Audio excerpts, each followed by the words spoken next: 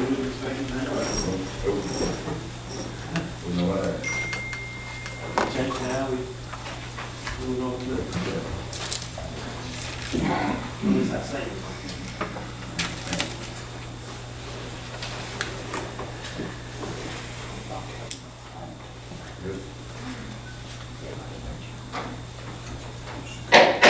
Good evening, everyone, and welcome to the City Council meeting this Monday night, November the 9th, 2020, at approximately 7:05 p.m. Ms. Derry, would you call the roll, please? Yes. Lance Terry. Rod Powell is absent. Tim Terry. Here. Daniel McDaniel. Here. AC Brown. Here. And Ralph Meeker is present via FaceTime. So we have a quorum. Thank you very much. If everyone would please rise, we will begin our meeting this evening with our prayer led by Brother Todd Hales from Northside Church of Christ, followed by a pledge of allegiance from Chief Will Dawson. Let's pray.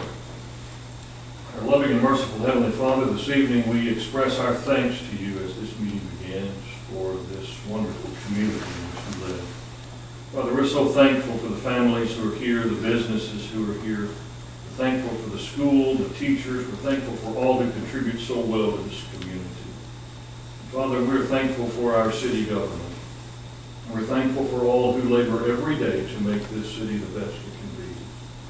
Father, tonight we're thankful for this council, for the work they do. Help us, Father, to respect them. Help us always to encourage them. Whether we agree with everything or not, help us to be kind and encouraging as they do their important work for this community. Father, at this time in our country and in this community, we are beset by several difficulties. The virus and the election problems. Help us here to be people who respond to all of that with courage and with wisdom, with kindness, with measured words. Help us to be wise people as we deal with the difficulties of the day. And Father, we ask your blessings on all those who are adversely affected by these difficulties. There are so many in our community who are struggling and who are having troubles. Help us to be the kind of folks who reach out and be neighborly and do what we can to assist. Father, we are always mindful of the sacrifice of Jesus on our behalf. Thank you for that. Help us to honor him by doing what he says. It's in his name we pray. Amen. Amen. I pledge allegiance to the flag of the United States of America and to the republic for which it stands, one nation, under God, indivisible, with liberty and justice for all. Thank you. You may be seated.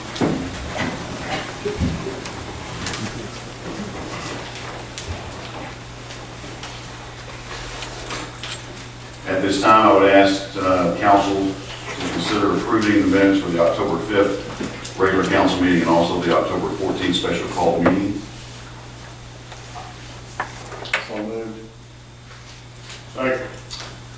Sorry, thank you for reminding me of that. We actually have a correction that I'd like to ask the council to consider looking, and I don't have it in front of me. Thank you, Tom. Very much.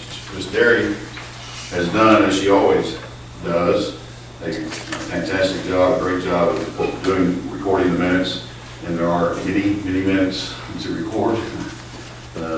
So it's hard to keep up with, but she's done a great job. So basically it was pointed out to me that there's in the middle, roughly in the middle of chapter under finance on number 1, it's referring to Mr. Tim Terry. I'll just read it, Mr. Tim. This is on the special call meeting. Yes, I'm sorry, special call meeting October 14th. Mr. Tim Terry asked if the land purchase is part of the bonded money, to which Mr. Marsh and Mayor Kinslow answered in the affirmative. I was not checking her skills, but we went back and listened to the tape, and Mr. Terry's, I believe, the question was, is the purchase of the property part of the deal? And Tom and I, the money is not coming from the bond to purchase the property. So I don't know why I answered necessarily in that manner, or I think, but We just listened to we just listened to the tape, and that's how your question was proposed. I know, never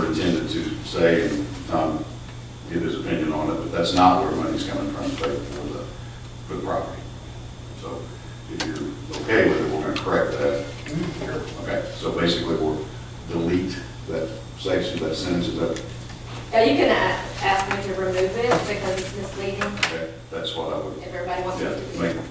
It wasn't incorrect, but it We makes made it it legal. vote on that, Mike,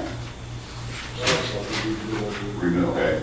I would entertain a motion to delete that sentence, if you will, from the minutes of the council meeting, special call council meeting. Will the actual verbiage be put back into the minutes of how it was? What it really should have been. No, you said, Yeah, you have, I know what I asked, but I mean, y'all are saying that you can. but you didn't say part of the bonded project. You just said, is it part of this deal? Deal. And he said, yes. deal is, I ad-libbed the Right. bonded project because the deal kind of doesn't sound. I think we were talking about the bottom project. Yes, you Yeah, asked that question, he you- said yes, but he didn't. you were, my intention was that it was coming, the deal being the whole picture of everything. Buying the land is not in the bottom. Correct. There was no intention of being misleading with that answer, for sure, which is, And that's still be recorded in the minutes somehow? I think that it may still unclear. Not now, but it'll be in these minutes that it was discussed and Right. clarified. Well, I'll make a motion to pass the second set of minutes in with Well, that. a motion's already on the floor. Okay. Mr. Brown, Mr. Brown, would you like? so you want a second? With those corrections. Yeah, Dana seconded it, so. Oh, Just need yeah, some- so we have a motion and a second. Yes, and he wants to amend it, right? To remove that sentence, With that, as discussed. okay. Mr. Lance Terry? Tim Terry? Yes. Mr. Daniel? Yes. Mr. Brown? Yes. Mr. Meeker? Yes. It's unanimous. Thank you, gentlemen. Thank you, Tom.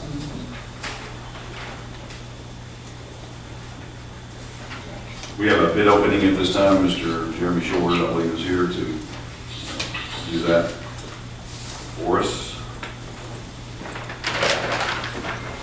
Yeah, this bid is for the replacement of some gravity sewer along Atlanta Street and Baltimore Street, west of Holly Ken Spur, south of West Denver Street.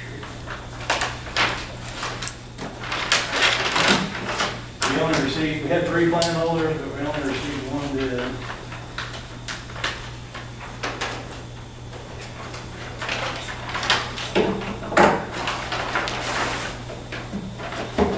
Bid is from Goodwin and Goodwin Construction. Jeremy, did you say that you received 1 bid? Yes, I believe the other package that you provided. Oh, was that's that other one, supply. okay, Yeah, yes, I will- gotcha. The bid is accompanied by a bid bond in the amount of 5% of the bid from Greenwood Clark Insurance. And the contractor has issued a bid price of $652,985.00. $652,985.00. What contractor was that? It's good one. We will prepare a certified bid tabulation and provide that to the city, accompanied by a letter of recommendation. Thank you, sir. How was that in line with your? It's a little higher than what we had anticipated, but it's a really tough job. It's in the back alleyways, so there's lots of fences, lots of other utilities. It's one of the projects really tough to estimate, but it is a little higher than what our original estimate was. Jeremy, I meant to get these out to the council earlier, but I got them late in the day. Sir? This is on the bid tab from the valve replacement. You need to have it in Jeremy. comment. Jeremy, is there any reason why we only got 1 bid? I really don't know. We had 3 plan holders on the project, and notifications were sent out to all our typical local contractors, and it was advertised for 2 weeks, so I couldn't answer that question. I don't know why we only received 1. Again, it's going to be a very difficult project to construct, and I don't know if that had anything to do with it. So you had 3 come by, pick up plans? We had 3 plan holders, 3 bidders, potential bidders, but only one of those potential bidders actually submitted a bid.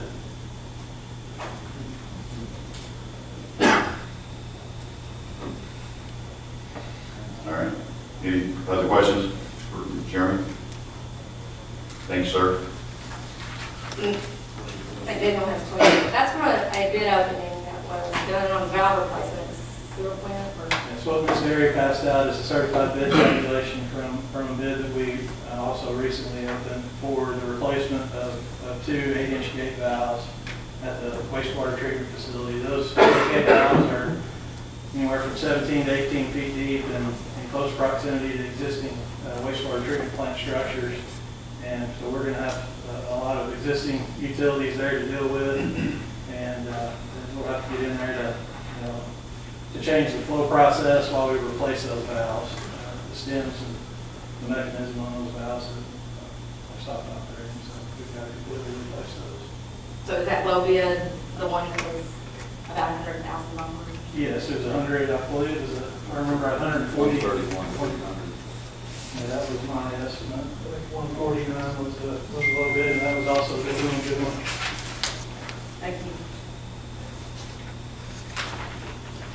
Mr. Crossman, you couldn't be here tonight. We wanted to make sure that you, council, knew about that one. So he sent that for you. Thank you, Ms. Joy. Appreciate it. Okay, on your agenda now is recognitions and acknowledgements. Excuse me. At this time, I would ask Mr. Daniel McDaniel to step forward if you're ready to do so. Where do I step? Wherever you want. Up here in front of you. Up in front of me, absolutely. The layout's a little bit nuts here. I don't have much of a prepared speech, so we'll see where this all ends up here. What we want to recognize tonight is Dr. Burgess and Myra are here. The Burgess family. There are several in the audience. This election cycle marks 20 years ago that I was urged by Dr. Burgess to run for council for the first time. And back in that day, they had a forum up at the school. The Chamber of Commerce, I think, hosted that, and that during that cycle, and I think probably every council and mayor election since that time, they would kind of canvass the citizenry and ask, what are the top things that you're concerned about?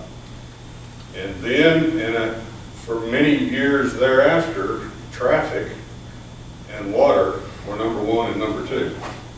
And it sort of depended on what was going on that particular year, whether water was number 1 or number 2. But those have consistently been a problem for this community for many, many years. About right at 10 years, I guess, Mayor, Dr. Burgess was on the board at James Fork, and he was a very instrumental part of our being able to negotiate and implement a contract with James Fork to provide the city with potable, good, clean, treated water. And some of the residents that have been around a long time can remember the days of the perennial rationing of water every year. That was something we did.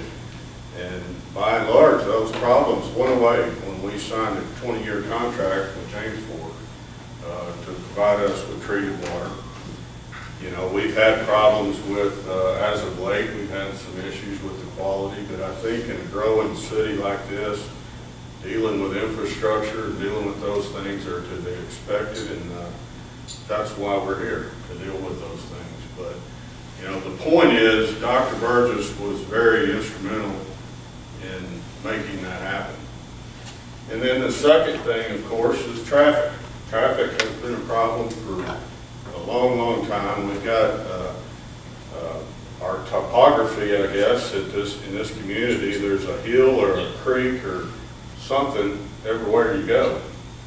And every mayor, for I don't know, as long as I've been part of this, every mayor, there's been a lot of plans, I guess, or drawings. And this mayor had a drawing that went down the South Boundary Road. There was a drawing that went through Foy's property over there.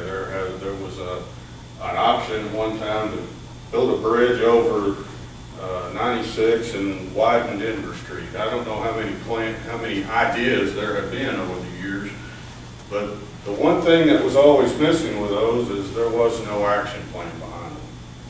And I give Mayor Kinslow a lot of credit for this. I think it was about 4 years ago, Congressman Womack was in town. And of course, he asked the question, what do you guys need help with? Traffic. That meeting happened to be taking place at the Pizza Barn, I think right when school was right now, wasn't it? Yeah, we staged an awful lot of traffic. Yeah, the mayor had that staged really well. But he had committed then to helping us with it. And I think it's been about 3 years ago, the mayor and Dr. Burgess, myself, Tammy Briley, and a few others, we made a trip to Little Rock and met with the Arkansas RDOT, Scott Bennett, whose name I can never remember, I don't know why. But the one thing that even Scott Bennett pointed out to us that day when we were there is we had more of a plan. You know, every city and town in Arkansas has probably at one time or another gone to the RDOT and said, we need a road. We got a traffic problem, help me out. Everybody goes to RDOT with their hand out, and the city of Greenwood has gone to RDOT with their hand out many times as well. The difference in this meeting was Dr. Burgess. He went with us to that meeting, and we had a property owner at that time. And we had a commitment from the city. We had a plan. We had the people willing to help us. We had a plan for funding the project, and that was the difference in coming up with a solution. And you know, that land, that farm was Trey's farm. Trey was going to farm it. That's how he made a living. And so the plan for that farm was for Trey to run it. And as we know, those changed. Plans changed. And the Burgess family has been very gracious, very generous, not only on that project, but throughout this community. I mean, you could stand here and go on for a long, long time about what this family has done for the city of Greenwood. Burgess Park, the land dedicated off of this farm for the walking trail. We could go on about that for a long time, I think. When Congressman Womack was in town and that was being discussed, he referred to it as a shoe fly project. And I don't know that any of us really knew what that meant. We weren't sure whether to be insulted or what that meant, but it got called the shoe fly project for a long time. And then it got called a bypass, the Greenwood bypass for a while, and that upset folks that we were bypassing downtown. It got called traffic relief, I guess is probably the latest thing that's been called. I like to think we're expanding Greenwood. We are building infrastructure, we're building for the future, and we're expanding Greenwood. We're expanding the ability to grow our downtown area. And the mayor has given me the privilege and the opportunity tonight to stand here and tell you that from this day forward and forevermore, that will be known as the Trey Burgess Memorial Highway.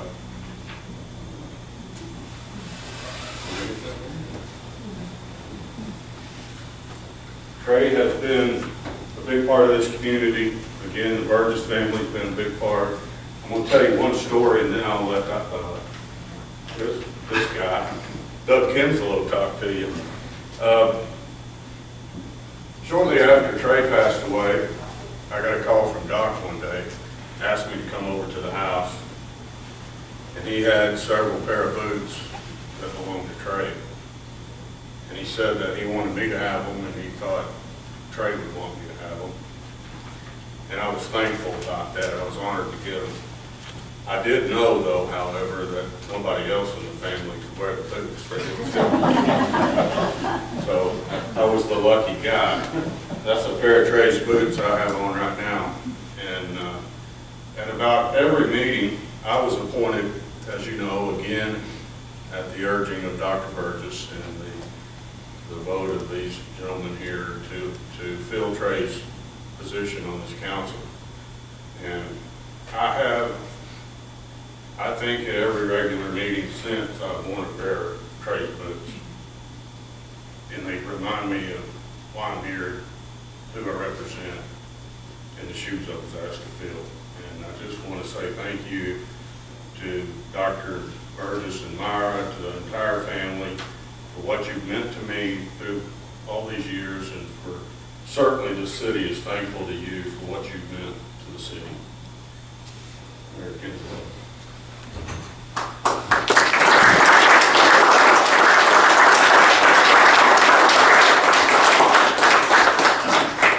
I debated on saying a word, because you can't follow that. I mean, that's very personal. And I've got a bunch of documents.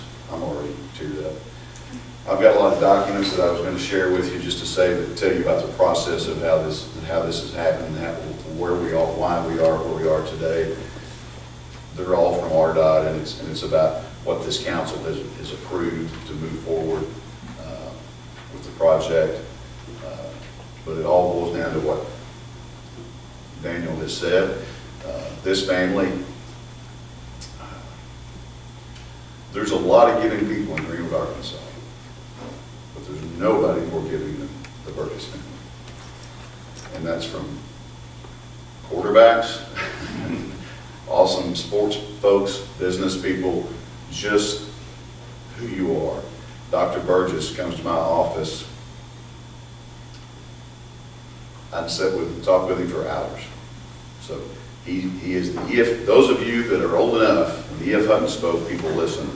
Dr. Burgess speaks, you listen, and it's worth listening to. So we're going to give this. I had the street department make this up. Thank you guys for doing that. This goes to the family to do with whatever you want to do. There will obviously be other signage. I'm pretty sure we're going to put I know we're going to put a resolution on the agenda. Yeah, I forgot. That's fine. I know I forget. So. We'll add a resolution to the agenda. We've checked with the highway department. We can do this. This is all legal and everything, and we've been wanting to do this all along. But we just thought we wanted to get it done. I'll give you a quick update. I don't know when we're going to build it. That's the best knowledge I have. Lori Tudor is the new director of RDOT. We mentioned Scott Bennett. Lori Tudor he retired or went on, and Lori's there, and she is all about this project. She wanted to come. She was unable to make it. I want to mention a couple of people. Charlotte Douglas got arranged for that original meeting with those folks that Daniel mentioned with Dr. Burgess. He was exactly right on. There's three things actually that you got to have to make this happen. Money, he said money about 5 times, and then he said land, and then the willingness to take over a section of highway as we build the new highway.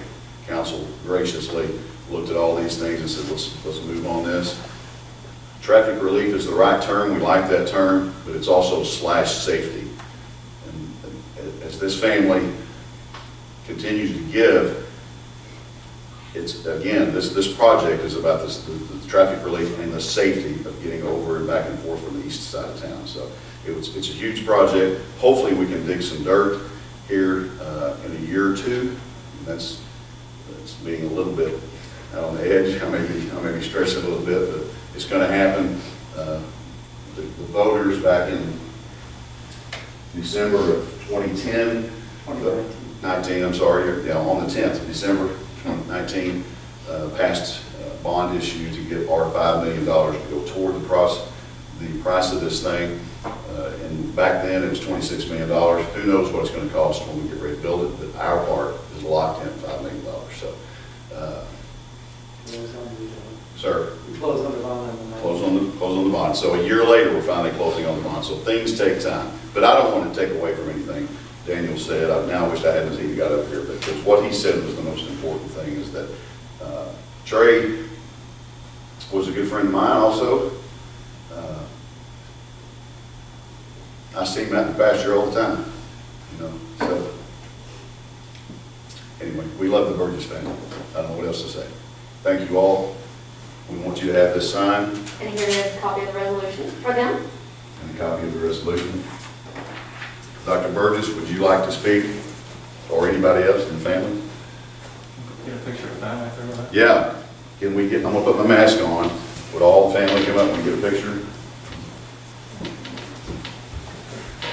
think photographer, is it better to leave this up and then get a rep together around?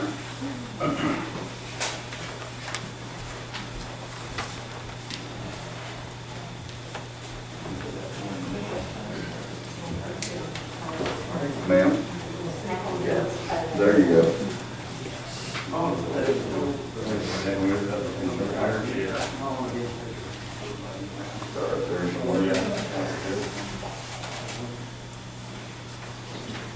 Why don't we do family only, and then Daniel, you and I speak in there, who it won't counsel.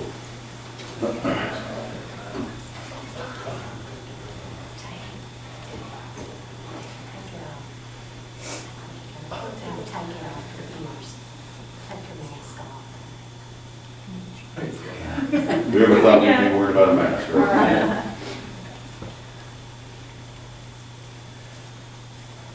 A lot of photographers. Yeah. All right, hey, don't go away, I'm getting in. Daniel, you want? This is okay, family. You want to be? Behind somebody.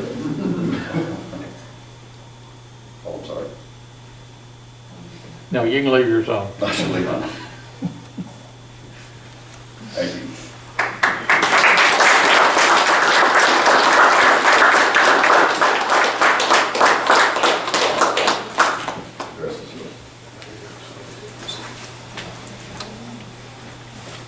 Dr. Burgess, would you like to address the crowd? You can do it from here, you can use the microphone, whatever you want to do. I think you heard it here. I'm just, usually have something to say. I wasn't expecting anything like this. I just want to say thank you. And I want, and my family wants what's best for Greenwood, because Greenwood has done so much for us. We could never give back all that this town has given to us over the years. I came here as a young man in the 10th grade in high school.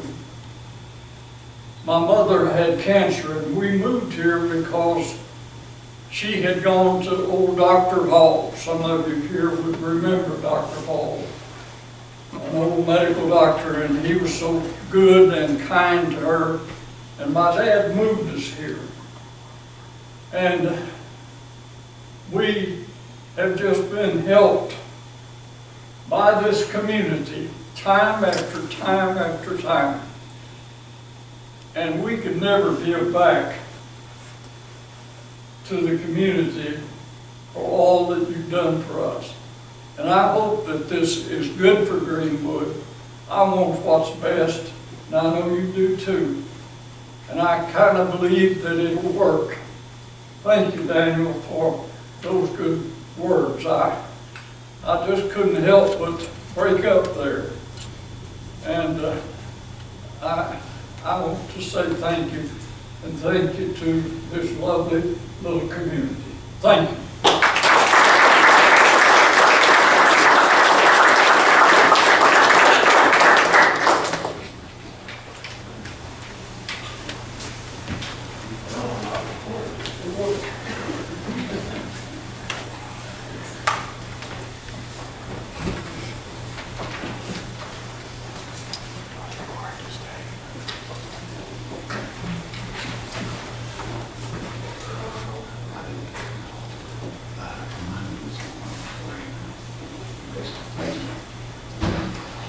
Maybe the one thing I forgot to say was, we'd like to add this resolution to our agenda tonight, and I'd like to request from the council, if you would, to move it to the top of the order.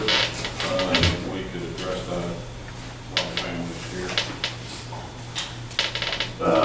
Be number 2 under new business, is that correct? And then move everything down. Yes, You sir. can do it before old business. You want to do it before old? Okay. So, number 1-1, with pre-old business, how about that? Half Half. before one. Yes, thank you. A little slow. Yes. Okay. We are in our point of committee reports at the agenda. I believe most, if not all, have submitted a written. Is that correct, Ms. Derry? Yeah, well, Or I not don't think I all. got one from the SRCA, did get one from the Wood and Girls, our Parks Commission, but no Wastewater Commission one. Okay. They're all on your tablet. And Mr. Bailey is not here, but Parks, Parks, Joel, you want to go ahead, Mr. Goldstein, address the council? Again, I'll say this every month, but if you have questions truly about something you do not know or is not in your packet, please let me know through Danielle, and we'll get the information to you. Council, Mr. Handy, Ms. Derry. You have the report in front of you. I just want to add a couple of things. The Parks Commission had a special call meeting to approve the resolution for naming Summer Ridge Drive to Fox Run, and I think you have a resolution tonight before you. I want to mention that some time ago, the council has mentioned that they wanted to participate in lighting of the trails. We have a quote, and it's not for all the trails, but it's going to be in phases, 3 phases. Phase 1 would be behind City Hall, all the way to behind the Wilkinson Pavilion. And we're looking at a price of $110,000 for approximately 28 lights. I'm not asking for your approval or how much or whatever tonight, but I'd like the council to kind of chew it around and see what they can come up with in the way of pricing. I've asked the Parks Director to check into Wapatiti to find out whether or not there is money available through trails for the lights. If we hear back, the council will know. A couple of things going on that are not in the sheets that you got is, we got a quote on paving from the Oaks up to the basketball court on the back trail, looking at 40,000 feet of asphalt, $138,000. We've got a quote on bathroom at the City Lake, and I'm not sure if it does not include digging of the hole or anything else, dirt work. We're talking about $25,000 for a building out of the City Lake for a bathroom. That's just a couple of things going on that are not in the sheet. Any questions? Joe, I was wondering on the that lighting, is it going to address, kind of underneath the bridges there, like on Oak Rapids and? Not at this time. Not at this time. Not at this time. It's going to go from the bridge behind City Hall all the way around to behind Farmers Bank with the decorative lighting that you guys had asked for just in that district. When we go past Farmers Bank, then we'll go under the bridges. That'll be phase 2. We just kind of have to take it in little bites. And this quote that we have is with, there is a business in Fort Smith that have actually ordered some decorative lighting and some people refused it, which complements what we already have. And the only thing that we would have to, it's already in that quote, but we would have to provide the globe at the top with the poles. So this is with them making us a good deal on some poles that were never used or never bought. They did say there's approximately 28 fixtures just on phase. Yeah, and I put 27, but it's actually about 28, give or take. Thank you all. Thank you, Mr. Goldstein. Appreciate you. At this time, we are at the citizen forum on our agenda, and tonight we have Ms. Costin has signed up. If you would step forward, and I've already said it, but would you mind giving us your name and address, please? Yes. Michelle Costin, 3108 Burnville Road. So I spoke last month, so I'm going to tell you thank you again for your willingness to let me be heard again this month. Growing up, I often heard the quote, "Don't lose sight of the forest." It was drawn from the popular colloquialism, "You can't see the forest for the trees." My dad always kind of shortened things up, make them short and sweet. It burdens me that the concern of ensuring checks and balances in our and many states' government has been misrepresented and oversimplified to be about individual directives. The forest view is being obstructed by the trees in this situation. What we're asking for in the resolution that you're going to see in new business tonight is not about any of the 100+ directives that have been sent down by our governor as unilateral decisions in this state of emergency. It's not about the directive regarding dental care. It's not about the directive about restaurant capacity limits, nor those regarding education, nor how to swim in pools, or gyms or cosmetology services, and not masks. Despite the skewed focus of those who oppose this resolution, especially the mask part, this is not what we're asking for. This resolution asks for the reinstitution of checks and balances in our state government. There are 3 branches to our state government: judicial, executive, and legislative. As Mr. Hamby drew attention to early in the meeting last month, there are 2 lawsuits that are currently pending in the state of Arkansas against both the governor and the Arkansas Department of Health. That is the judicial branch's work, and those lawsuits are advancing in the court system as similar lawsuits are in other states. Those lawsuits don't need to be, however, the sole effort in restoring checks and balances in the state of Arkansas.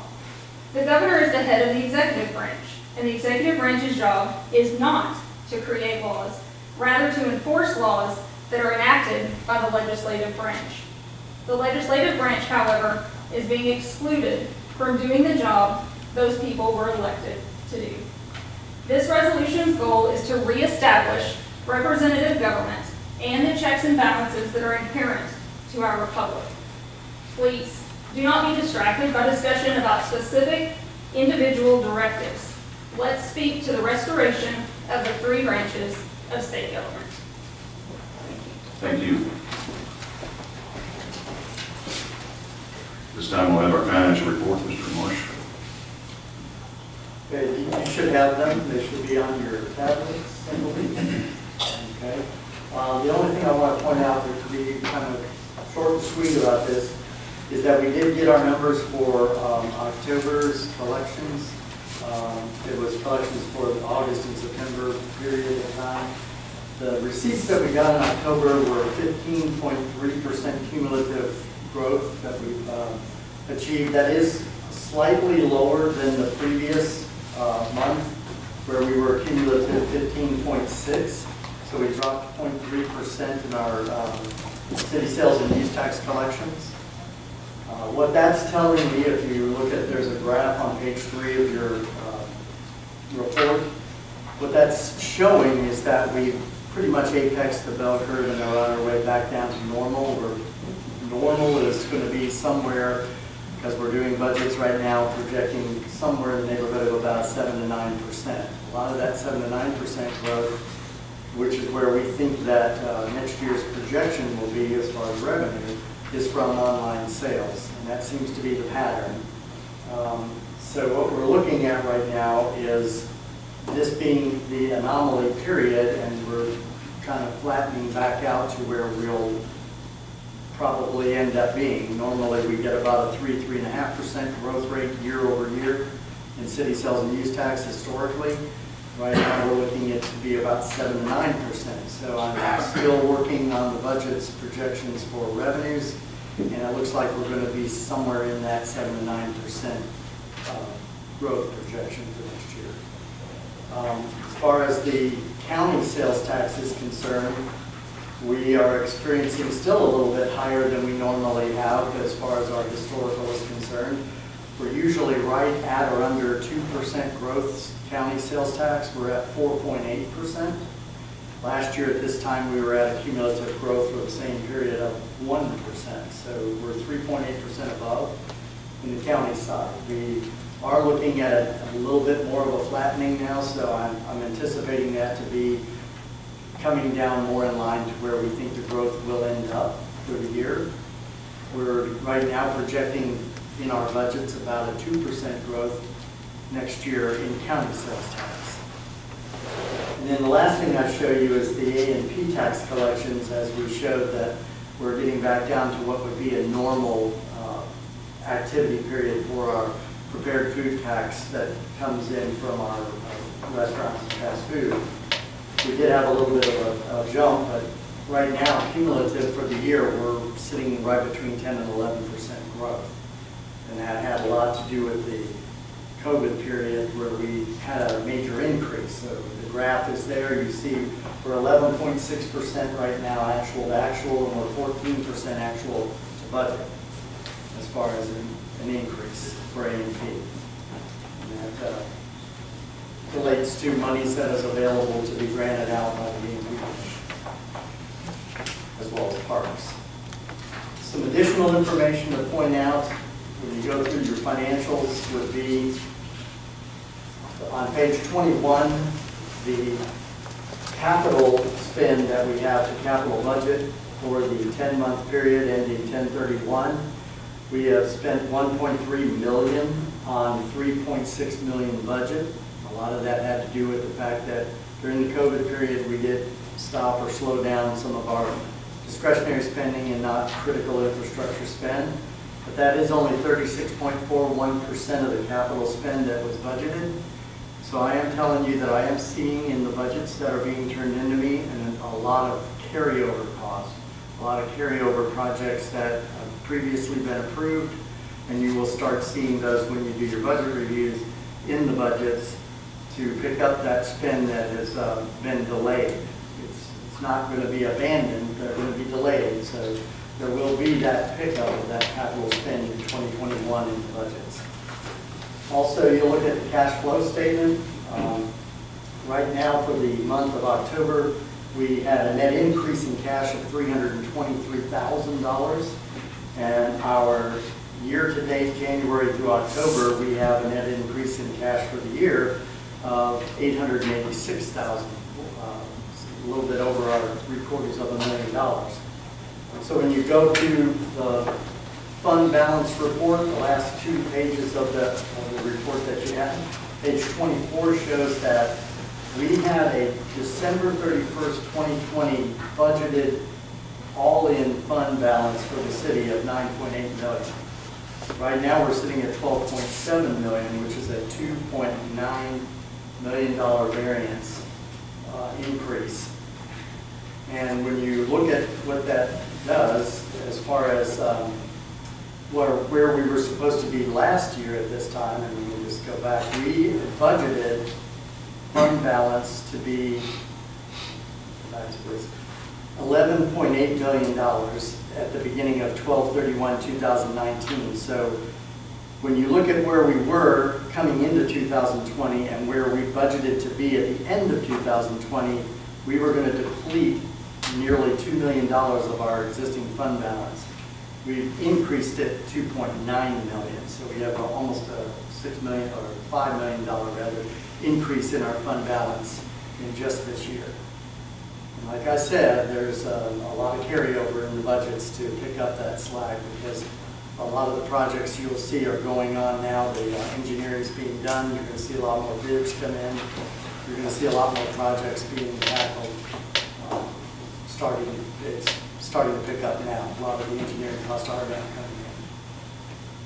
So that's it in a nutshell. If you have any questions, feel free to stop me, call me. I'm in the office. Any questions for Mr. Marsh? Hi, Tom. I got a question. There was some discussion at one time about investing some of that money. Where are we at with that? We're going to pick that up after this budget season because if you recall, we had a strategy to take the idle cash and to do that investment. However, when COVID hit, we were sitting in a situation of the unknown, and we didn't know. We were starting to hear stories of 33% reduction in our revenue streams, and none of that materialized. But we didn't know if we were in a 1 or 2 month anomaly or whether it was going to drag on for a little bit longer. In this case, we still don't actually know for sure how next year is going to impact us.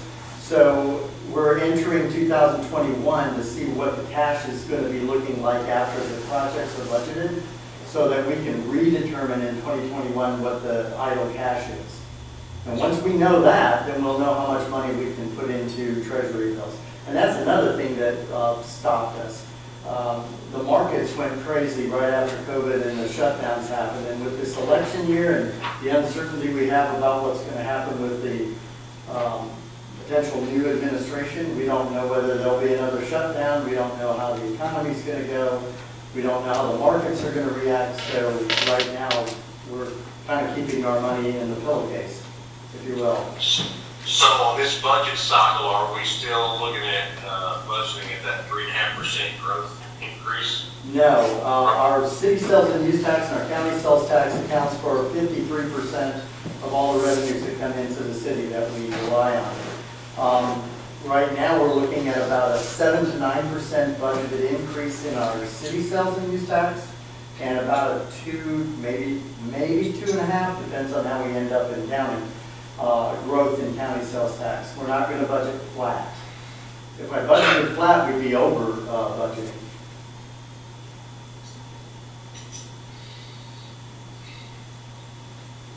Does that answer your question? Yes, sir. Thank you very much. Any other questions? Mr. Tom? Yes, sir. Not Tom, I have another question for the department. Okay. I can wait till the department is. Okay. We'll move on to the agenda additions. We do have obviously some, 0.5 we're calling it, I think, would be the one, I need to do my copy, I'm sorry. What was it? For the traffic relief, the rest. Was it name? Yes, ma'am. Sorry, thank you. So the first one that we'll address will be, or that we need to add, is the resolution requesting naming the highway. So you got that one? We'll add it, actually put it before old business. And then I was calling it 12, but I guess technically it's number 13 now would be a resolution. Oh, I'm sorry, we did that this morning there, didn't we? 12, my notes. Yeah. So, never mind, we do have one more. So it will be number 12, I'm sorry. And then 13 is File sentence. suit, huh? And then 13 is sentence. Right, this is under planning, correct? I don't know how you titled it, can you read that? Titled it approval to file suit against buyer's auto and professional assurance. Okay. It's a code enforcement issue. Right. Okay, everyone got that, those, good? Okay, so we will go into the resolution we just spoke of naming the highway. Anyone want to address it? Or it is? Just have to make a motion that we adopt the resolution. Second. The motion is second to adopt. Lance Terry? Yes. Ms. Powell? Yes. Tim Terry? Yes. Mr. McDaniel? Yes. Mr. Brown? Yes. Mr. Meeker? Yes. Unanimous. Thank you. I do have, a little late now, but I do have, this one still has the third on it. Did we remove that from, did you? Yeah, I don't, doesn't work. Okay, so that's not on what you have. I don't think so. Do you have I don't even have trade- a copy anymore, I don't know. Do you have Trey Burgess the third, or James Alfred Burgess? It's supposed to be all off of there. Okay. Well. Actually, there might it is off the bottom, it's just under, be- Yeah, it's just behind Dr. Burgess. Yeah, it's correct. Okay. Okay. Thank you.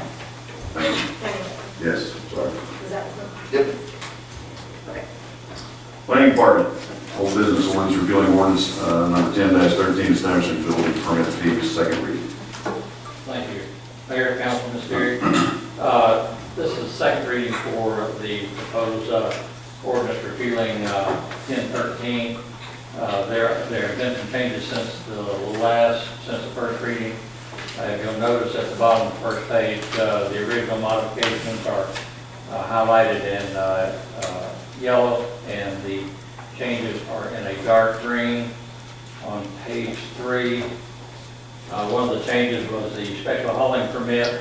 Our old permit sheet just showed a $50 permit. It didn't explain how the bonding, what the bonding was required and how it was determined the amount of it. And so we made that change on there where it says a security bond must be provided to the city of Greenwood established upon the cost analysis of the damage that the city could endure to the roads, streets, sidewalks, etc. The security bond analysis will be developed by the city of Greenwood Street Department Director. And so in other words, the street department director will go out and see the traffic where they're going to be doing the heavy hauling. He will come up with a amount that it would take to repair that street if it was damaged. And so that would be the bond on it. Once they're finished with their project, and he goes out and he inspects it again. If there's no damage, then the bond will be returned to the heavy hauler. If there is damage, then that amount will be used to repair the street. Can I ask you a question about that? Sure. I don't know, it just occurs to me, whenever we look at something like that, you know, it's based upon the here and now, the way that's worded. You know, not that I have no problem at all with Dennis, or anybody else that works here, but you're putting all the onus on Dennis right now. 5 years from now, if that's somebody else, 10 years from now, whatever, you know, when we create something like this lasts a long time. And I can see us getting in a situation where, you know, Dennis or whoever's the street department in the future goes out there and says, need $1 million bond. And you're gonna wind up with a developer in here going, no way it's $1 million, it's 300,000 at best, you know, and then you got this debate going on about whether that's right or wrong. Is there some other way to determine what that value is? Well, I mean, I have no idea what that would be. I'm not. But you get what I'm saying? I'm not sure that, you know, Dennis's qualifications on being able to estimate the cost of repaving the road, for example. The last one we did like this was on Mount Harmony from Highway 10 up to the gas. Don Keys went out there and he traveled that area and saw where they were going to be running back and forth from Highway 10 up to the gas area. He got with an engineer, I think it was Brixie at the time, and they determined what it would cost to repave that road from Highway 10 to there. So it was not Don Keys that came up with this. This was a qualified engineer. And I'm sure Dennis would do the same thing, because he wouldn't want that responsibility put on him to come up with a... Well, that's kind of what I'm asking is, you know, should we not word that way, that the determination will be made by a qualified engineering firm as to what this bond's going to be? Okay, we can add that. I mean, you're putting a lot of pressure on Dennis.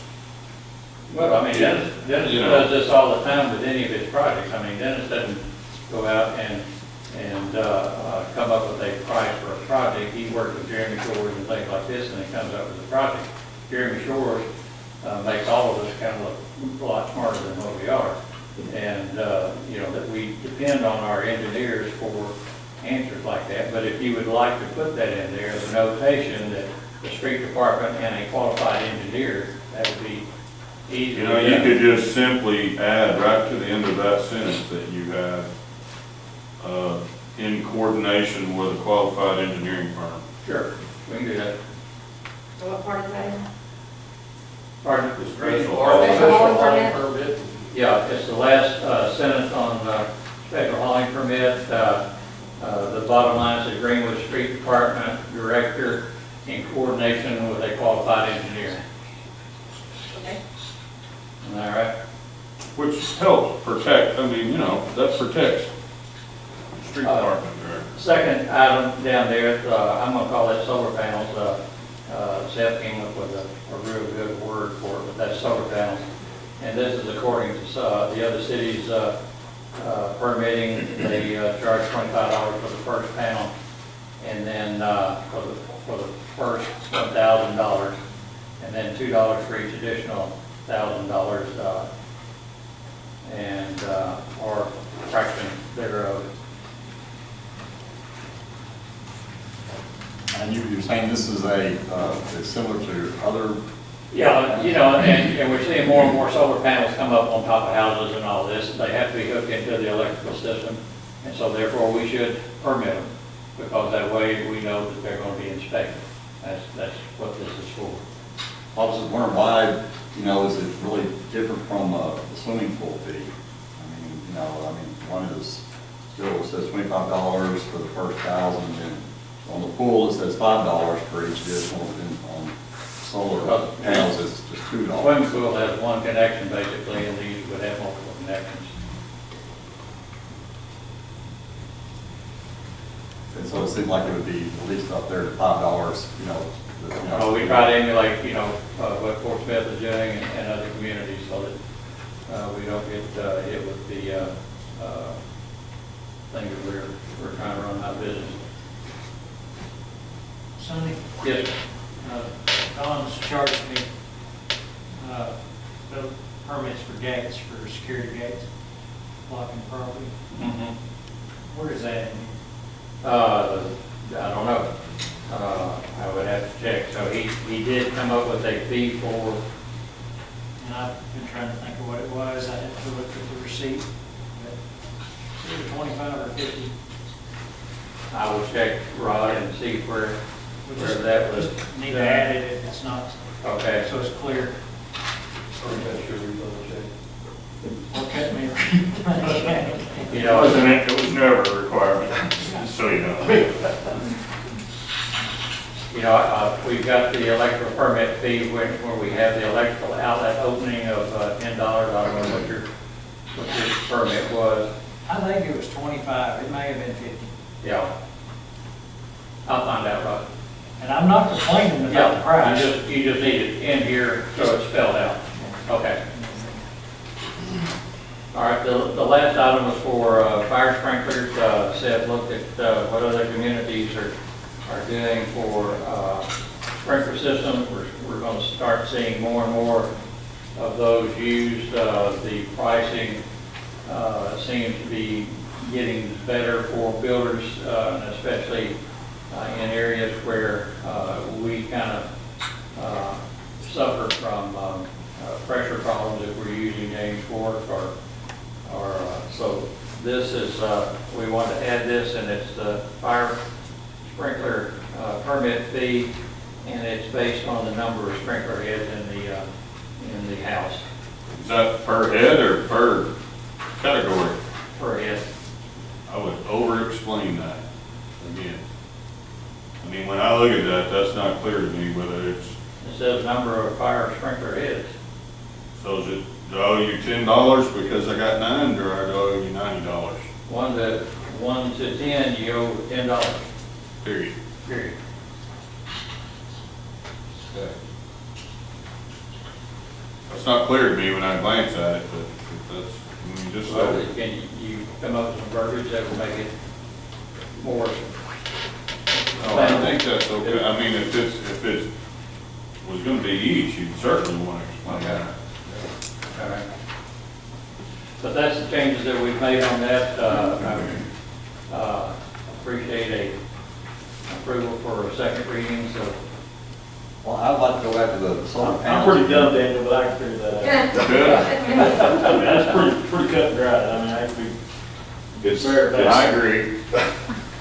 That's dumb. Second thought. Well, yeah, I agree, it's dumb, but after I looked at electrical outlet openings. I was gonna say it's the same under electrical. It's the same. What was it, AC? I would like to go back to the solar, you know, it seemed like to me it'd just be, you know, uniforming with a pool permit fee and the solar permit fee. I mean, you know, you're saying that really with the solar system that there's going to be much more connections involved, you know, so but with a pool it's just one connection. But, you know, with the solar panel could be, you know, several connections. It's going to seem like it's going to be more work on the, you know, inspectors stuff, you know, and I'm thinking. So would you like for it to emulate the swimming pool fee? Yes. Okay. Charlotte, you see that change? It's on the solar panel fee, Yeah. where it says $25 for the first 1,000, $2 for the additional 1,000, where the swimming pool is $25 for the first 1,000 and $5 for each additional 1,000. So we need to raise the price of the solar panels up to $5 for the additional. Do you want it 5 instead of 2? Yes.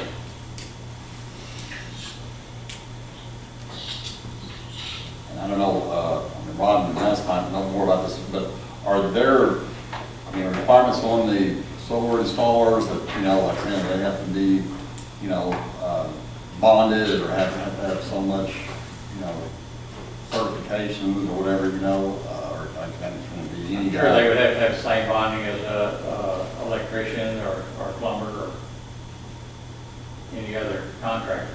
Okay.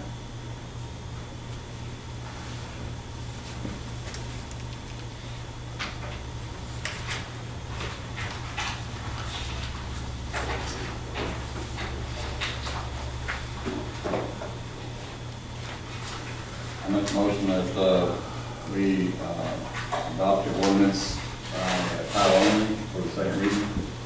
Put on second reading by title only. Second. There's a motion and a second. Ms. Terry? Yes. Mr. Powell? Yes. Mr. Terry? Yes. Mr. Daniel? Yes. Mr. Brown? Yes. Mr. Baker? Yes. Unanimous. I'll read it. An ordinance repealing Greenwood ordinance number 10-13 and all other ordinances in conflict therewith, establishing fees for electrical, plumbing, construction, blasting, special hauling, mechanical, and demolition permits. Thank you. Next item on the agenda is the resolution, I believe, to approve easement for Cam Rentals Incorporated. There was quite a bit of discussion, if you remember last month, regarding this business and trying to get Mr. Anzalone water. And he has come back with, as requested, I believe, by the council with a plan and something to address that issue. And so what you're looking at is kind of self-explanatory, but he came in a week ago, I guess now, absolutely don't come up. And we visited a little while about it, and his original easement, if you will, or talking was a 20-foot, and I encouraged him to,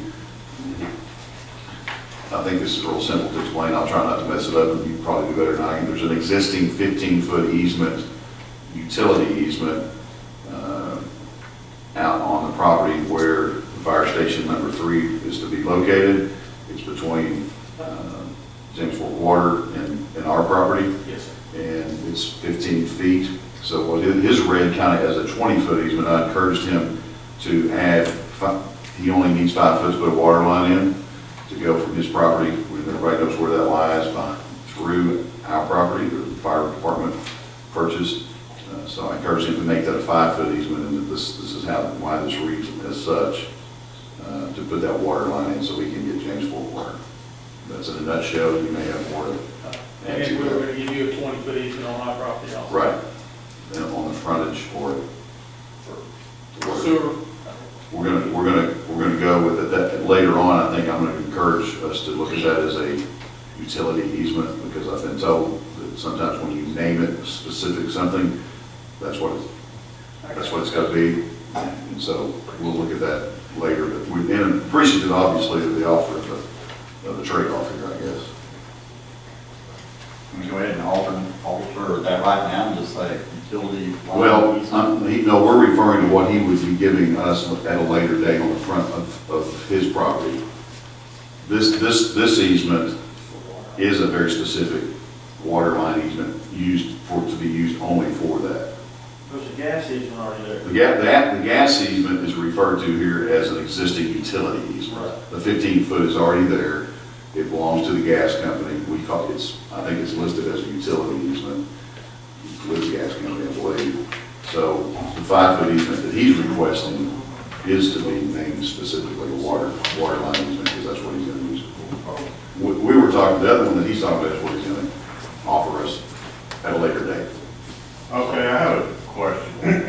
Yes, sir. I assume a utility easement is 15 foot, so that if you had to work on the thing, you could drive a truck up down it and all that kind of deal. This is extending 5 to their existing 15.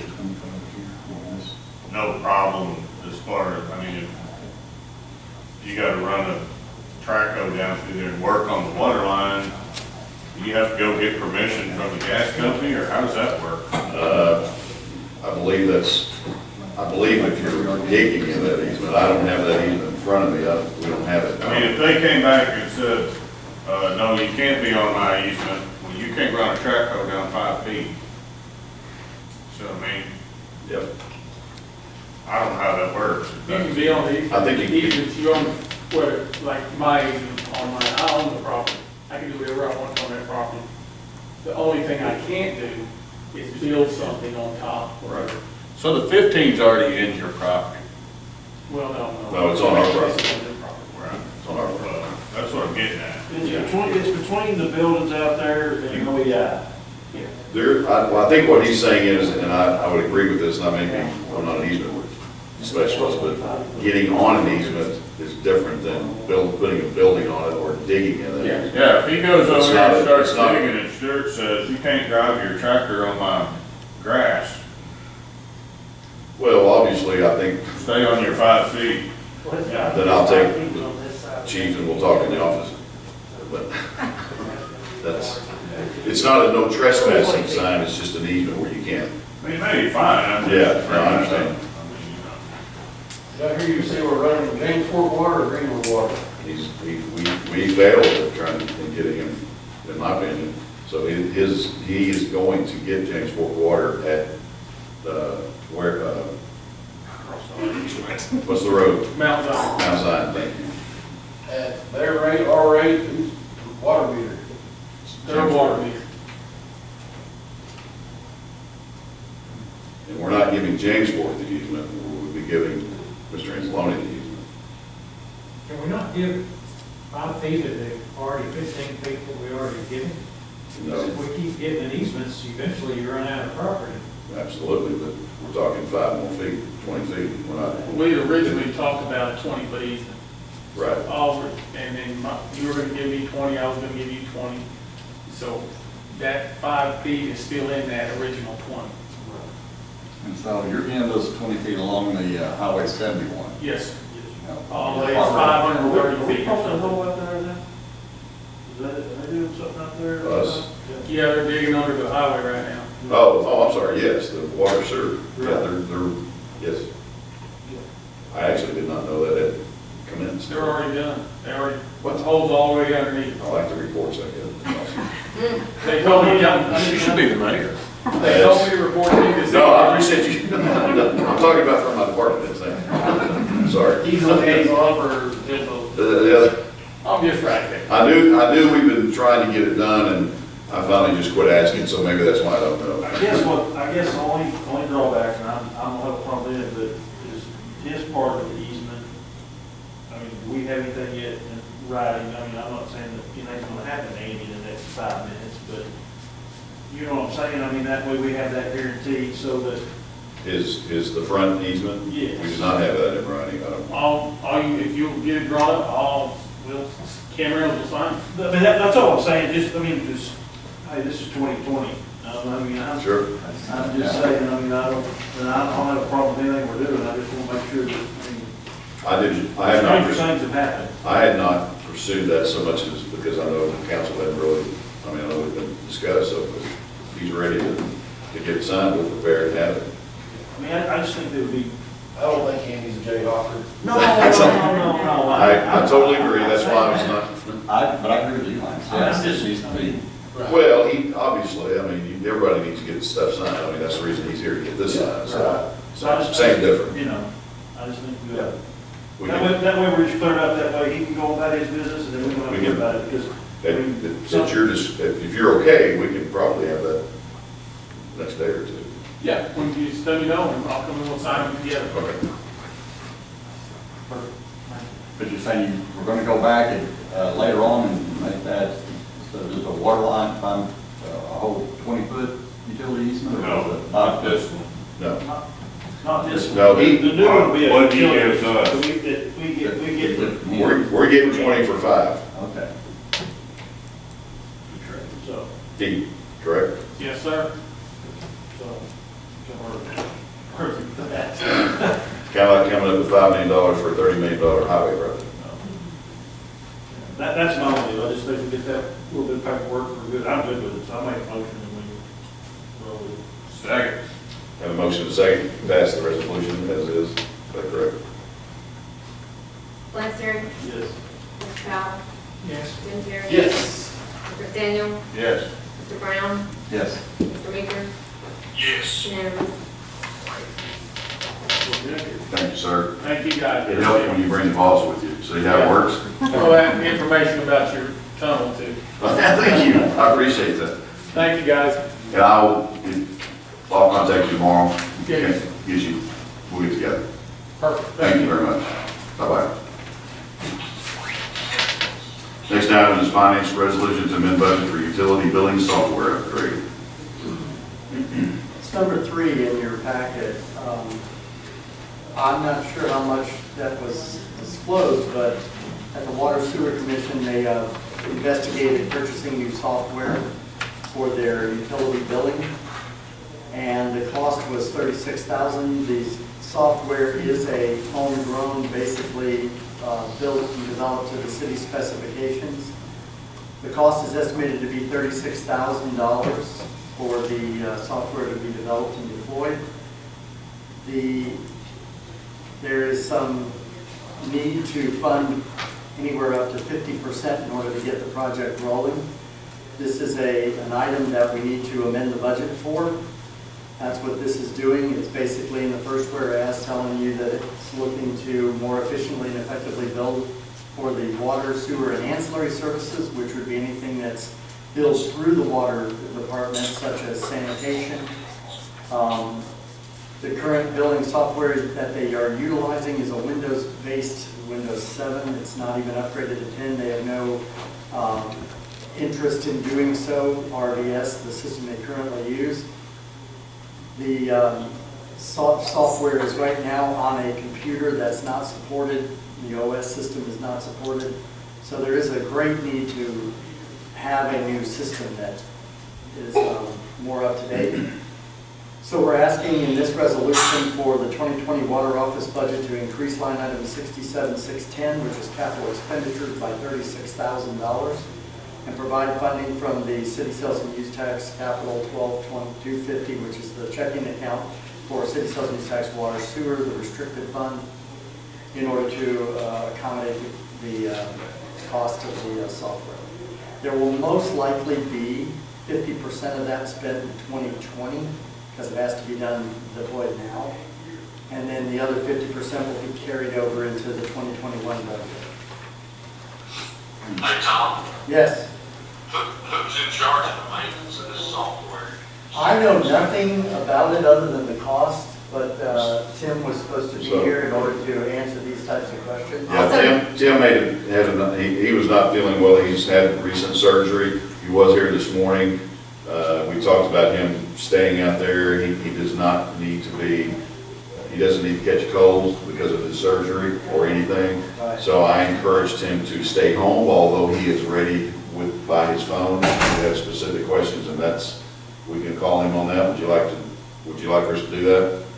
Yeah, that's my really only concern. I mean, a lot of this homegrown software, you had Microsoft before. A lot of times when something breaks with Microsoft, you have some kind of support help there, but this homegrown type software, some kind of, it can be real. Okay, if it makes you feel any better, I got an email right before I left at 5 from our IT people, Denise Harris, the one that owns DCR. She said she was reading the agenda, but she wouldn't be here tonight, but she praised this software purchase. She said it's a good move, so it's got the blessing of them, and they're very good professionals. This is the company that's in Jonesboro, right? So, What's the name of the company? I don't know.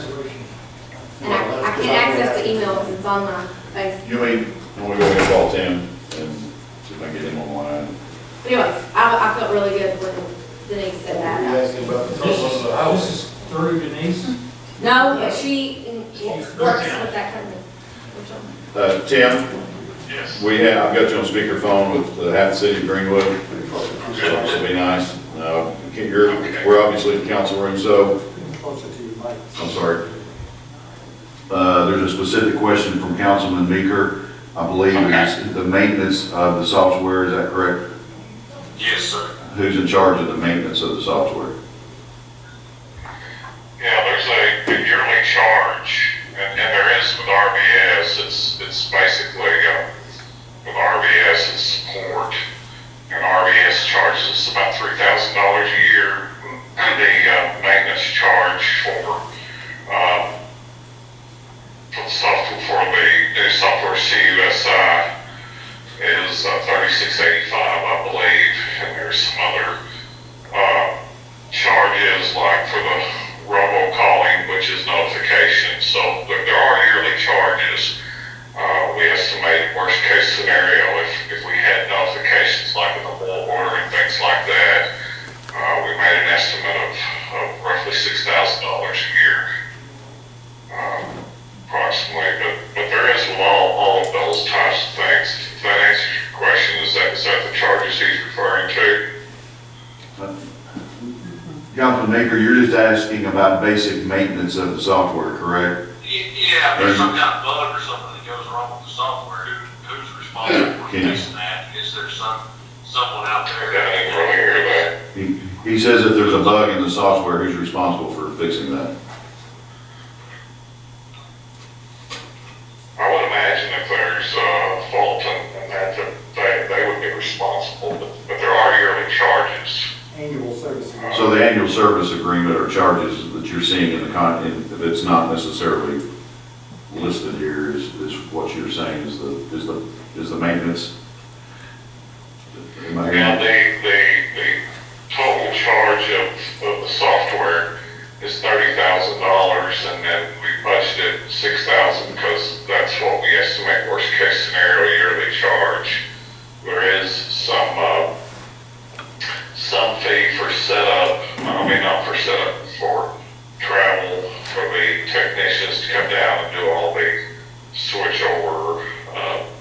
That's estimated around $1,500. But What's the name of the company? It's not reflected in the resolution itself. Did you say a while ago? CUSI. it's CUSI. CUSI. Or acronym CUSI. Continental is the name of the company. And I know I've said in the Water Wastewater Commission meetings, and I think, is that the one? Yeah, they've approved this and ready to move on. That's why you're bringing it to council, so I just want to, obviously. Is this $1,500, is it within the $3,600, or is that additional money? That's next year, and it is in the budget. Well, Guzzi's been in business since '84. Well, I like the fact that they're an Arkansas-based system, and they have several municipality contracts, and the other fact that there's that robocalling feature, everybody's gonna have a bull order, but I thought we said we could also use it for maybe other things too. It just gives you that. I think there's a charge. Yeah, per- there's a per- charge. Yeah, Like there is. they're putting an insert in the water Use it bill. for anything, but there is a charge for each time we use it. Right, and that's why, right. I'll make a motion that we adopt the resolution. Second. We have a motion and a second to adopt the resolution. Wes Terry? Yes. Mr. Powell? Yes. Jim Terry? Yes. Mr. McDaniel? Yes. Mr. Brown? Yes. Mr. Meeker? Yes. Unanimous. Thank you. Thank you, Mr. Posey. Thank you. Thank you very much. Thanks. Thank you. Okay. Goodbye. Bye. Very good. Thank you, gentlemen. Find my place here. Parks Department trail lighting quote in consideration. Was Mr. Goldstein going to speak on this? You have a quote for $110,000.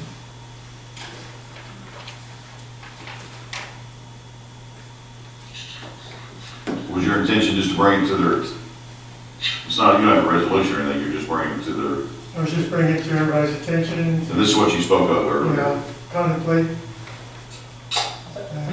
We're gonna try to get a grant. Yeah, If you get a grant, that's great. okay. If not, we need to get some feedback from the council on what they're willing to spend on that. So you guys had asked me Right. several months back to get you a quote on that, and that you guys would help me with paying for it. So I guess what Mr. Goldstein is wanting to know is how much you are willing to And you throw said in. 410,000 for, you said it's kind of like 3 phases or? Phase one, which is 28 poles. Can I'm sorry, and I hate to ask, but I'm gonna have to. Can you come to the mic because one, the muffle is hard and we need to make sure we get everything on tape. Thank you. So the phase one is just from right here by the city hall around to Farmers Bank. to the senior citizens, back Yes. to senior citizens, Yes. to that boiler right there. Yes. That's it, for now. Okay, and that was 110,000, that's 28 lights. Yes, sir. Poles and the light, the wiring, the installation labor. Yes.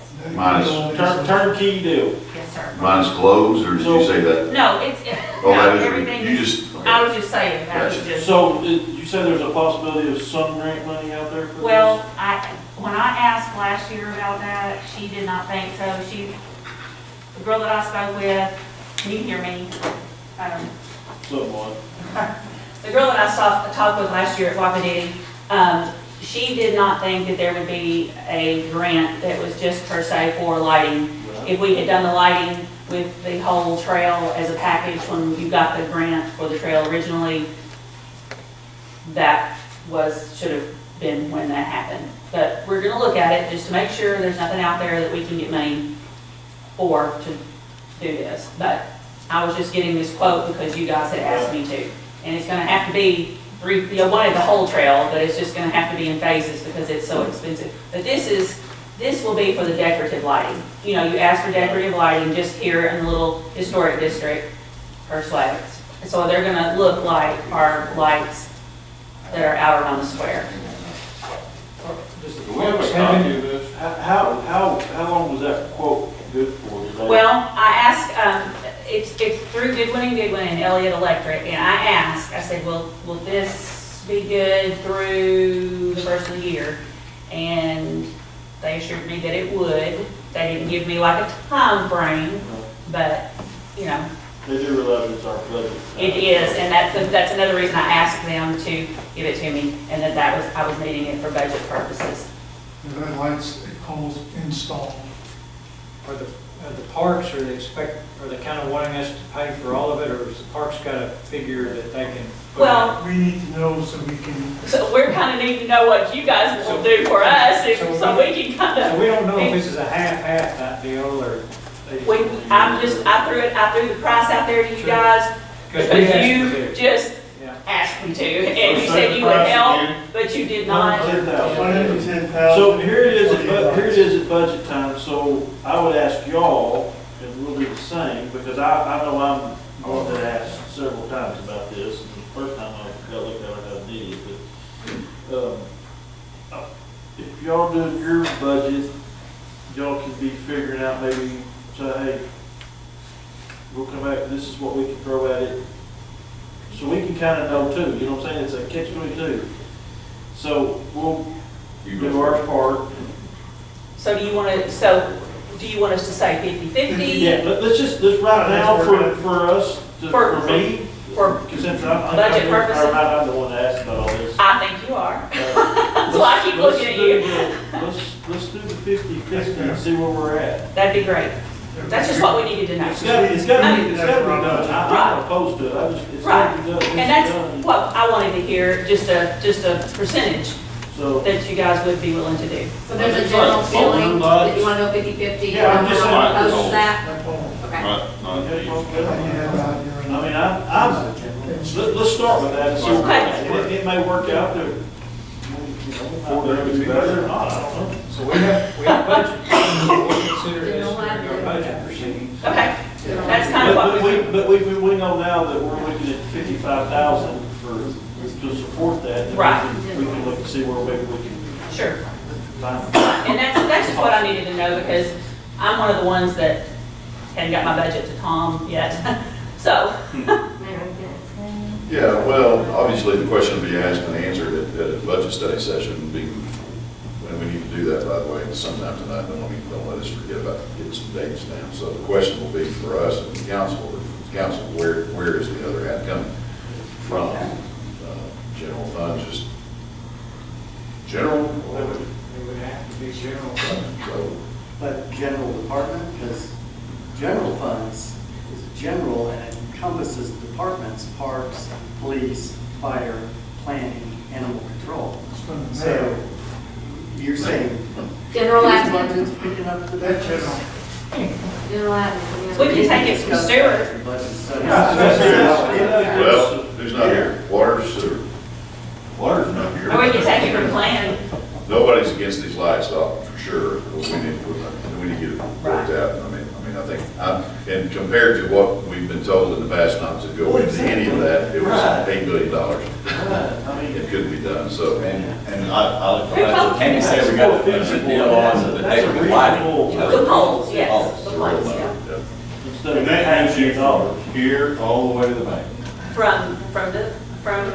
I'm not pointing in the right direction, he's always laughing at me. Pretty close. The trail, we don't necessarily need them right behind City Hall. We need them on the other side of the bridge, from that bridge all the way behind the senior center.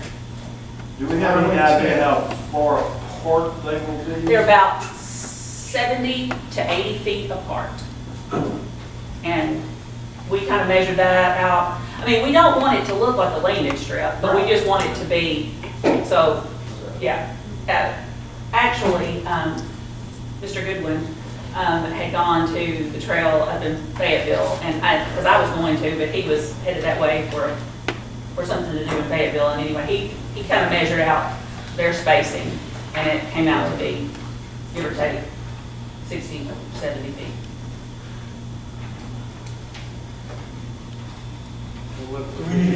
Tom, I mean, you can maybe give us Let's see how it comes out. Right. Because his budget's always last because he has to support all the other operating departments. And I just need to see how that plots out, to see if that money's even available. Right, so I would reserve your decision until you see it in the budget study session. Sure. We just wanted to make sure that y'all were aware, and because it was in my report last time, but you were all consumed with other things, and we just wanted to make sure. Well, right, in previous times, we've never had the opportunity to, with a normal number. And it gives. We were told you can never afford it, forget it. Right. Who told you that? All we need was a commitment. Right. Yes, I mean, we just, and like I said, it was in there last time, but I cornered you guys, a couple of you, out, and just wanted to make sure that you knew that I had done the legwork and we had the process. Well, having a real number to decide on let you know. how you want to divvy it, if you do want to. Gives us something to shoot for. Yeah. Okay.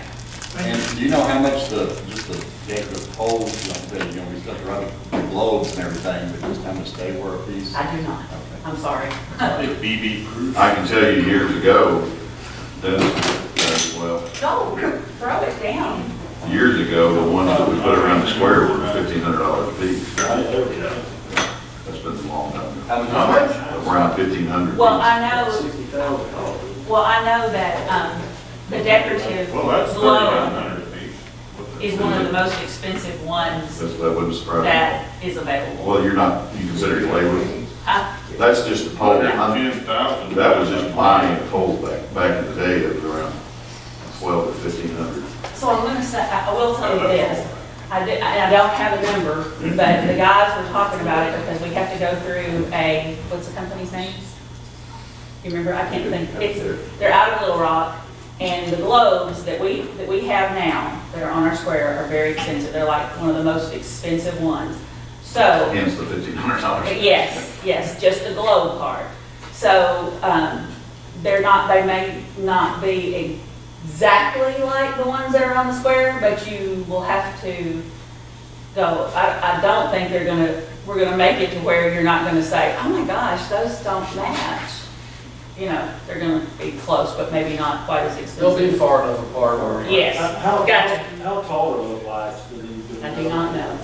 No, I do not. So that we can have replaced globes. Well, I've got 3 on order right now. You know, too, and I hate to necessarily bring it up now, but back in the day, when we talked about lighting trails, there was always some consideration or lack of possibly for the time the trail lights, and I'm assuming that where your electrical company has looked at this. Not every street light is designed to be on a trail, and I love the decorative look. I mean, I think that's awesome.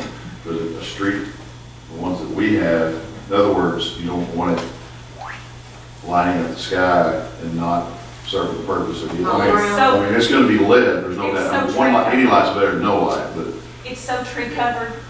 That's another reason, I mean, that's. the canopy may allow it to be Yes. better. I'm just referencing what's on the trail at the river, at the Marshall there. Those are made to Down lights. just down, and they're not decorative. They're not.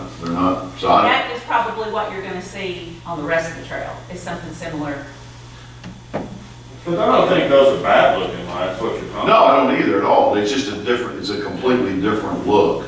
But you guys had asked me. Yeah, they did. Specifically. Okay. Sure. All right, I'm just making sure. Kind of And around the historical that strip right area. there, because it ties in with the. Well, like you say, this part where it ties into everything. So. Yes. I mean, really, the only place you see that driving through town, the main place you see is down in between the bridges over here.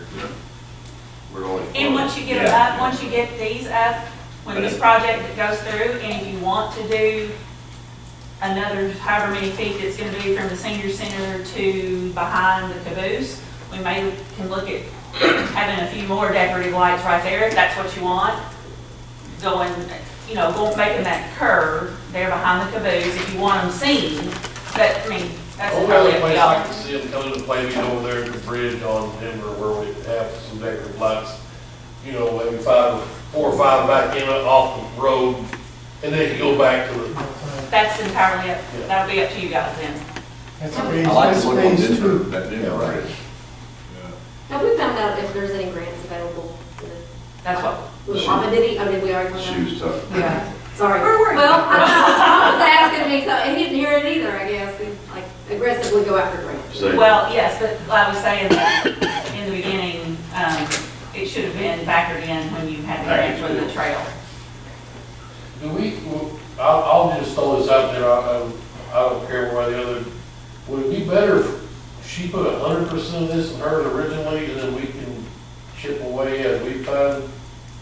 I think you'll see him smile about something like that, but that's for a budget discussion. I mean, you talk about it, I'm sure, but in my opinion, I'll give you alternatives when we do. yeah, You can pick. one could say it's all the same money, Right. but in essence, that's not a bad. He did smile, so I told you. Well, I'm just saying, there's Yeah. a tax involved for parks, there's Sure. a tax involved, about how much we help other departments up front in a deal like this. Right. I'm just gonna try to think while we're talking about this.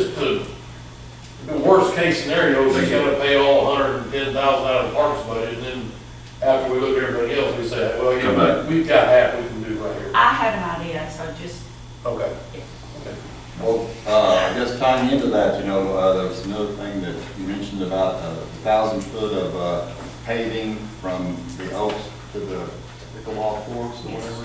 yes, And I was wondering, is that something that we need to kind of look at incorporating? I have an idea about that too, so just let me get back with you on that. Put lights on that too.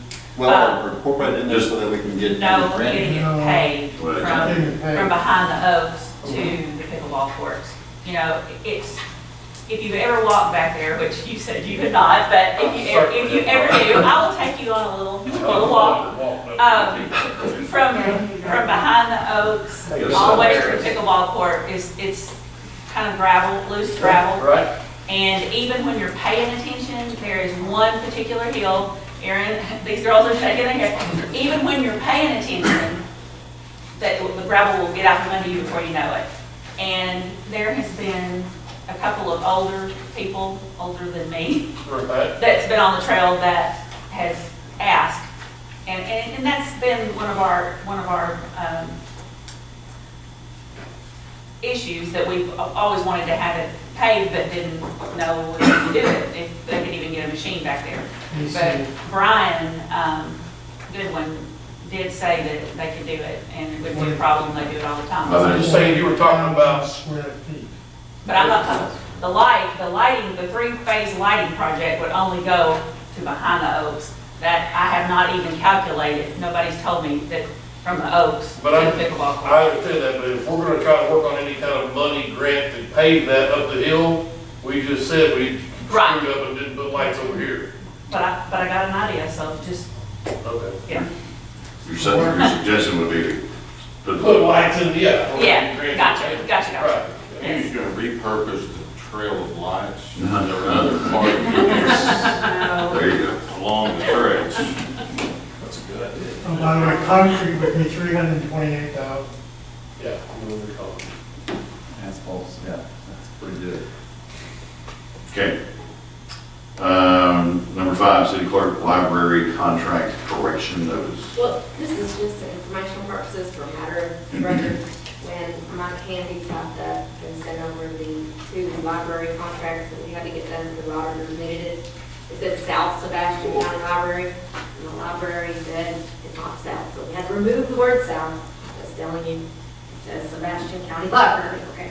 Oh, I thought maybe we called it library. And also a clarification on, When's it not South Sebastian? And they took Scott County off of it, used to be both. they didn't say, Danielle said that. I think the Renee director, Myers. South. somebody, Renee Myers. Yeah, the director. Used to be called Sebastian Scott County. Yeah, she said just Sebastian County Library, so that's what we did. but the library, see, I did it, library board committee, I think recently, Michael Lejean was here the other day speaking on behalf of that committee is looking for a place to build a library, and he referred to it as Scott Sebastian himself, so I don't, yeah, it's, so, I don't know if parts of it. we're just taking off south. Is that Yeah, your remove point? Your south from point it. is- It's already So it signed doesn't and say done. Scott County anywhere in the contract. No, I think Michael Lejean mentioned there was 3 locations, but 1 location the county owns the property. also, I need to clarify on the software upgrade that y'all just passed. We need to insert the vendor name in there to really make it clear. The CUSI. Was that your suggestion, Daniel? So, you will include the vendor name. If no one objects, Good. that'll make it easier. Okay. Number 6, resolution obtaining the city of Greenwood disaster recovery plan. It's just an update. DCR has looked at over at Dave with DCR, and it's real good to us. I noticed that Ann Egling's offer name wasn't here, and it just had some old information. And I think 2016 was the last time it was updated, so we just updated it with current information, which weren't too many changes. I guess I'll just learn, one thing about that, and that is that the permanent disc, whatever that, or, lockbox on Highway Yes. Main. I guess that was created in 2016. I mean, so is that just a one and done thing, or, do they need to be updated from time to time? They do. They update those restore discs from time to time, and it's probably time to do it again. I think the last time we've done was 2 years ago. Did you say you were taking Ann's name out, or you were going to? It's out, supposedly. Bare metal and restore detail still says. Does it still say that? He was just talking about the farmer's mate. What page is that? 4.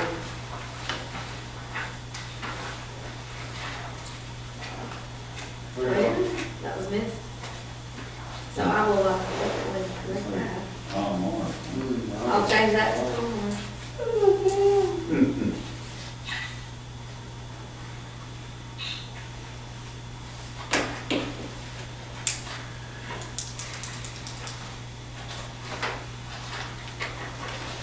I see that the little page 6, this diagram has tons in it at least. It's not in. And I'll go through it one more time if I think I'm make sure none of those old names are in there. So we acknowledge you on one sheet, It's more than one. Nothing. There's more than one. Oh, there's a, okay. It's just housekeeping. So thank you. Make a motion to adopt the resolution with the mentioned changes. Second. Have a motion and a second to adopt the resolution with changes. Yes, Eric? Mr. Powell? Yes. Mr. Terry? Yes. Mr. Daniel? Yes. Mr. Brown? Yes. Mr. Baker? Yes. Unanimous. Thank you. Number 7, the Finance Department sanitation contract rate adjustment. I yield to Jason from Cars. Are you awake? I am. All right. Thank you guys for having me tonight. For the first time I've ever choked up on a council meal. Thank you very much for that. That was pretty awesome. It's been about a year and a half since we started service. We keep track of all our misses and knock on wood, so far we're below that, not even 1%. I think it's like a fraction of a percent we have as far as service interruptions. Any service interruptions that we do have, we respond very quickly.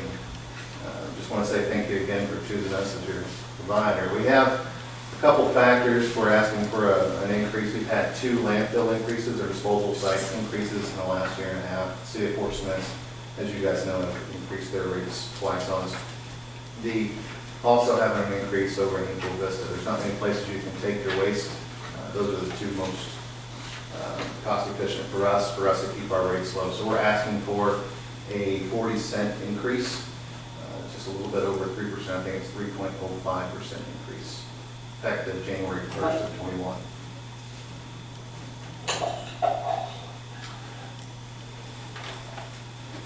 Do we have any, I don't see anything in the, my handout, is there anything in there? No document? Huh? No document. There's no document? Nobody gave me. The letter, do you want this No, from, oh, I didn't get any. Daniel, would you mind making, sorry. You said the increase was? 40 cents. It go from 325 to 365. And I would echo what, I mean, on his end, they get no complaints because we've not called a complaint. But I would just say, as far as City Hall is concerned, and the lady that just left here that answers the phone on all complaints, we do not receive complaints about cards. Oh, I've heard nothing. Sir? I've heard nothing but good. Right. I don't. Switching to the containers was a non-event, wasn't it? I'm sorry? Switching to the trash. I wouldn't say that, non-event, I mean, during the switch. There was some, After the yes, fact. but after they got it and they got used to doing it, You just said you said our rate would go from what to what? From 1325 to 1365. I gave some comparatives from the towns nearby, just to kind of give you guys. Ozark, and Ozark 1370, and Allen's 14.25. Only if we're below Allen. exactly. And I didn't bring the contract in, I just didn't think about it, to be honest with you. Your contract reflected things that, It doesn't actually. It doesn't? Specify. no, His rate is, reasons for rate increase, I guess. that wasn't, it's not in, I Okay. read the contract, but we did talk about it. Right. And there is one thing that they mentioned that their rates usually adjust to, which is the consumer price index. And he does have some numbers regarding that, so I'll let him. Sure, under the consumer price index, as Tom just referred to, under garbage trash collection, it's gone up to 3.6%. Would have put you at an increase of about 48 cents. We're fine with keeping that, just that 40 cents. We're still comfortable with being able to retain and give wage increases to. We've had the same driver the whole time. That always helps. That's probably one of the reasons why we've been able to keep service interruptions low. And with a new truck, that's also helped. So, and going to the carts has definitely been, I think, for you guys. And you're not raising the cart rate. No. And you are, what would that equal to per week to an individual? It's under 10 cents. It's like 9 point whatever cents. per week. And just so you know, the rate he quoted is the rate that we paid them. There is a 50 cents add-on, so right now they're paying, it'll be $14.15 to the consumer because of the 50 cent admin fee to that. So right now they're paying $13.75. It's going to go up 40 cents. So don't misunderstand what he was trying to say. Because the customer's rate goes to $14.15. When's the contract up? 3 years contract, you signed it We signed it last July. last July, I think. So, This would be our first increase in a year and a half. Right. And they have a year lockout? No, I haven't come to you guys for an increase. No, they had a year lockout. We said in the beginning we wouldn't have. Maybe that's the other guys. We're Yeah, it was- right at halfway. Correct. Yes. So what was that you said that the citizen was saying? What's the bottom line on that? 1405? 14, $14.15. 14, 15.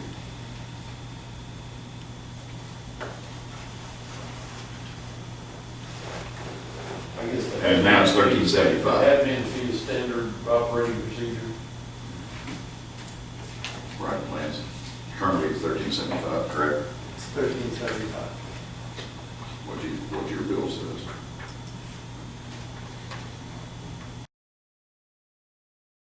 We billed, This does not reflect the admin, that's basically what he's saying. That's, yeah. Yeah, because he doesn't get that. yeah.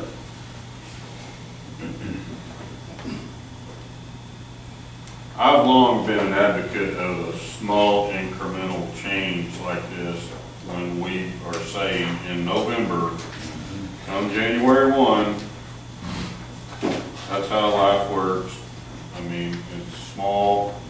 I think most people go, this is the way it is.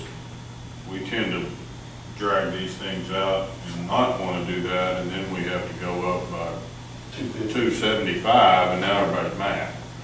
40 cents is easier to digest. Yes, small bites are. $2. It don't matter how you digest, you're gonna have that one that's gonna. Yeah, somebody's saying something. Come in between the chicken by the neck. So is this something we'll just address during the budgets time, or do we have to?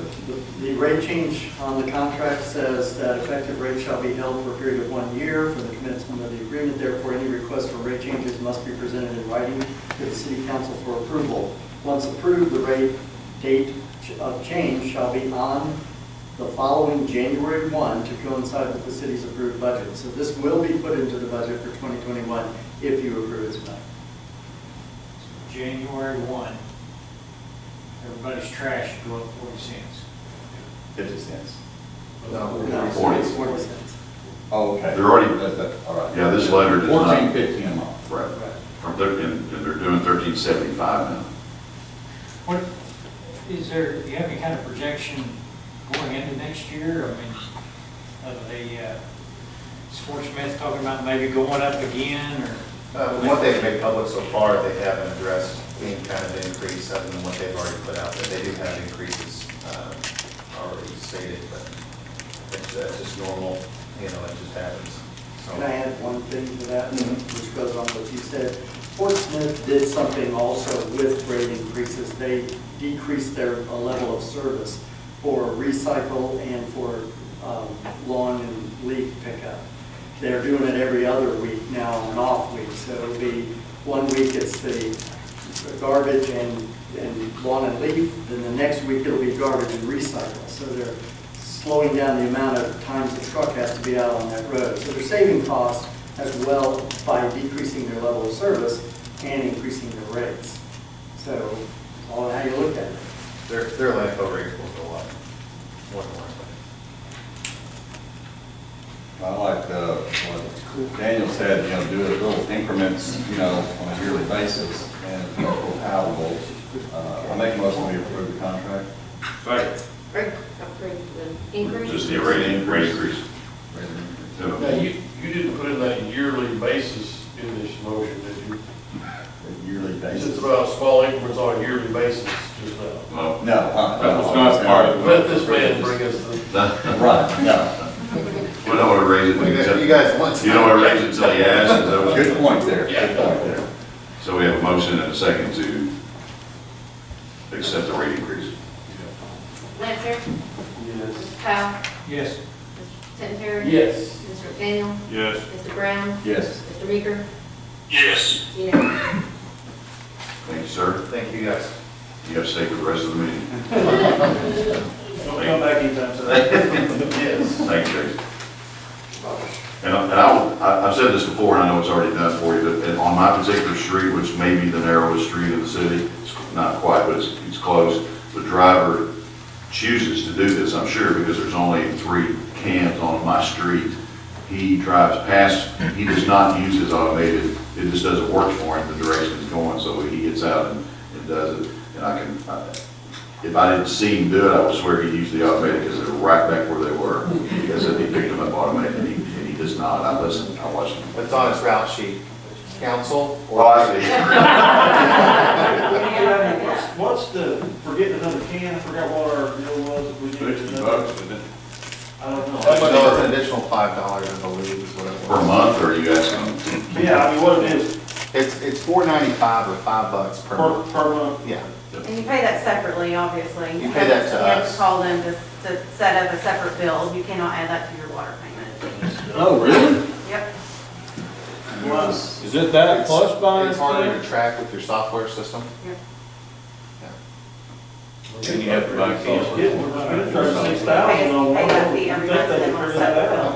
bill. Yeah, on the new city. $4.95 the can. Never mind. It takes care of the whole I- size can. No. The extra is complicated. You're kind of what I- My mind's been wanting one. Just roll it down. About half full.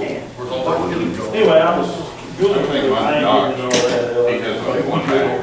Post office does. especially on a $5 bill somewhere. If you guys have any questions, give me a shout. Thank you, sir. No Thank problem. you. Thanks, guys. Appreciate it. Next on the agenda is resolution to adopt pension plan restatement for vesting in terms of service. City clerk. From time to time, the Friday firm requires changes to our retirement plan that are requirements in the industry because of certain laws, changes in laws and things. Our plan was overhauled with a lot of redlining. And I sent that copy to you, and it's on your tablets. I sent it to you on email. And what we're changing in this, 30-something page document, 37-page document is listed in that. The main things that we are changing are listed in the second paragraph of this resolution, second whereas. One of them is the vesting schedule, where we're at a 6-year, really not changing what we've been doing. The plan has been, the vesting schedule has been the same. Tom, you might be able to explain a little The bit. vesting schedule was a 6-year vesting. The first year and the second year were 0. Then it was listed at third year 20%, fourth year 40, fifth year 60, and then sixth year 100. And that totally left you out of any kind of vesting for the first 2 years. But that's not what they were actually following. There was some confusion as to which schedule was actually adopted and which schedule were they actually applying at our trustee or Yes, a third-party administrator. Third-party administrator. So what was disclosed was they were using a first year 0 vesting, second year 20, third year 40, fourth year 60, fifth year 80, sixth year 100, and that's consistent with what one would expect. You go a 20% increase in increment all the way up to your sixth year when you're 100% vested. So that's just being made consistent with what the practice actually is or was. So we're pretty much making it better, more beneficial to the actual employee. The second was a dual entry. One of the things that there was a little bit of a penalty on was when you're hired after June 30th or in July and after, your period of time that you had to wait before contributions were made was actually extended. What they're doing is they're putting in a dual entry deductibility, which would be January 1 or July 1. And depending on if you're hired in the first half or hired in the second half, you can enter in on the very next eligible period for that year's contribution. Some people were actually waiting almost 2 years before any contributions were made to the retirement system. This is actually going to make it better for them and be more consistent with what the expectation would be for getting into the program, getting into the retirement, and actually having contributions. And this was all done and discussed with our legal counsel for our plan documents. Josh Osborne with Friday Farm, and we need your vote to make it complete, make it official. Oh, this vesting is 55, that's just a company standard. I know people are working a little older nowadays. Can that age be moved up, down, left, right? That's our plan, so I mean, Obviously, most people are probably gonna be here 6 years before they're 55. They don't hire a lot of 49-year-olds. You know, so you're gonna be 100% before you get to 55 anyway. That makes sense. There is an age that, yes, and I don't remember which one it is. Do you It remember can be, yes. the age? There's an age in there that you're 100%. 6 years. I mean, if you hire somebody that's 60, they automatically 100% Before vested. they're 55, they can actually be 100% vested before. But all this is saying is if you come in employed and you're 55 or older, whatever's contributed is 100%. What you get. Right, and I would balk at anything after that because I'm benefiting from that. We still I had to wait contribute. 2 years before a contribution was made. Wait, you That- told me you were 49 when I heard. I am. This doesn't change anything about the way the city contributes. What do you want it to be? 7.5%. Nothing's changing with that. It's 7.5%. It's just adopting the vesting schedule is being used. I'm just thinking ahead, as people work till they're 75 now, I mean, this is probably people 62 was the retirement age, you know, now it's not that. 401K gets 9.5, yada yada. That number that jumped out, I'm just thinking that loud. Hey, it's changed. But like I said, I mean, most people, if you're hired in, you're 49, you're gonna get 100 at the same time you're 55, so. Well, I'm still good even if you move it to 60, so okay.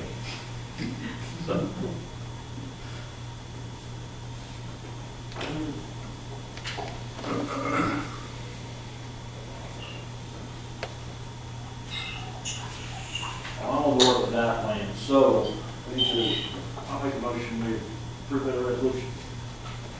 Second. A motion second to approve. Lance Terry, Yes. Mr. Powell, Yes. Tim Terry, Yes. Mr. McDaniel, Yes. Mr. Brown, Yes. Mr. Ricker, Yes. unanimous. Thank you. Number 9, Mr. Tim Terry. Well, this is that mass deal that, the Ways presented us last month, just kind of talked about it, it was a nice package of stuff. I know what Mr. Handy talked about, he was going to visit with the municipal league, and I don't know, I haven't talked to Mike about this at all, so I don't know if he's ever got any feedback from them, but I wanted to go ahead and put this on and just kind of check the temperature, everybody. I understand the pros and cons, I mean, we've been wearing these masks forever, since March. The numbers aren't getting better, and not just in Greenwood, I'm talking about anywhere.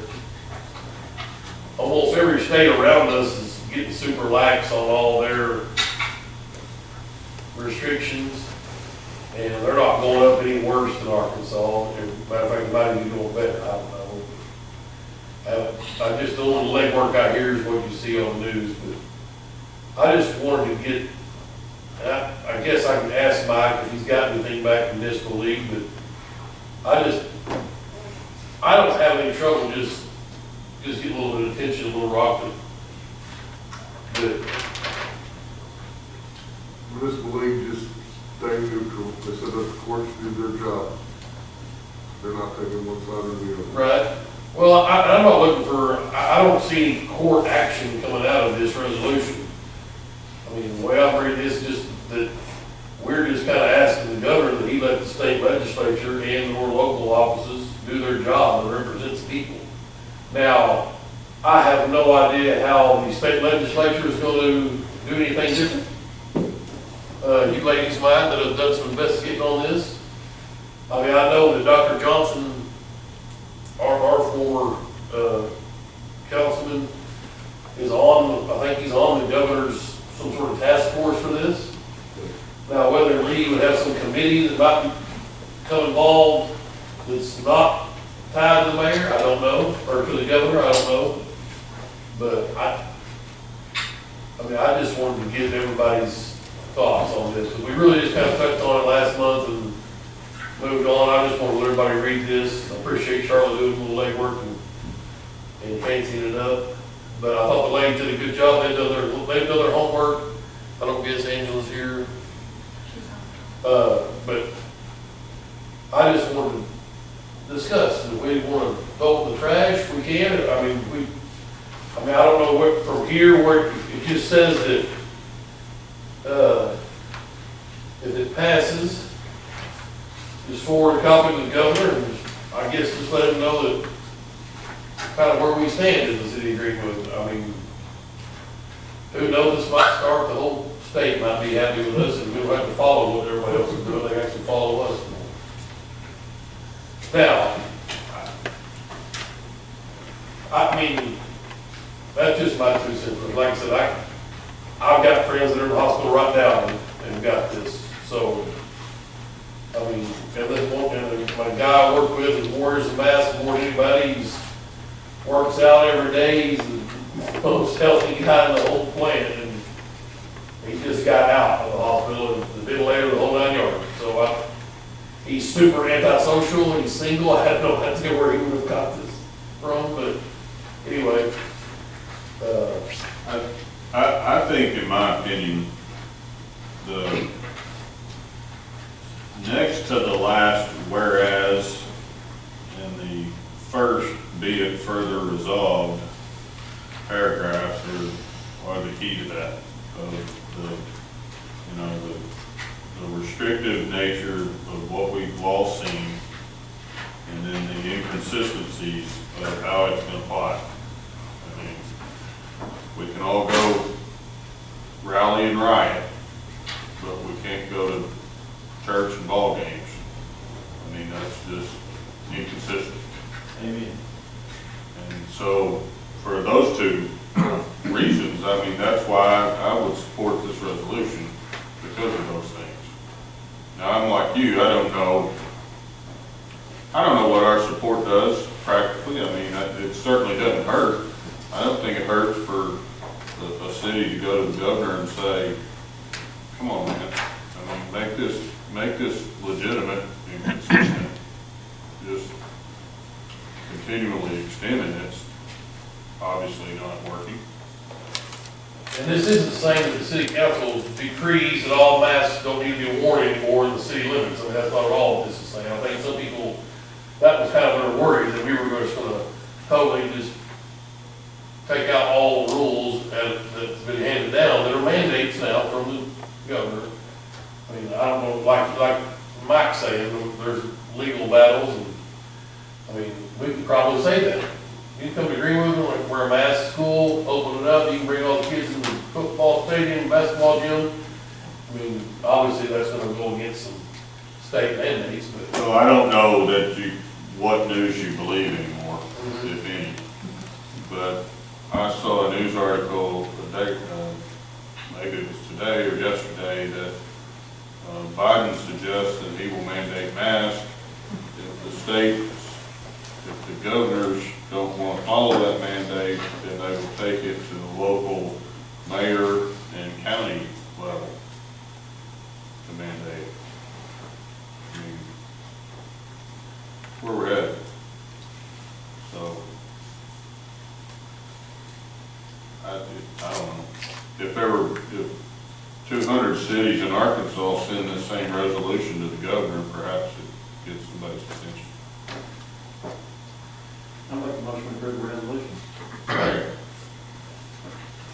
I would, just like, I agree with this, they're inconsistent, the directives, but I think whether or not you say they're damaging or harmful, I mean, I guess that's, some side will say, no, it's, it's all about trying to protect everybody.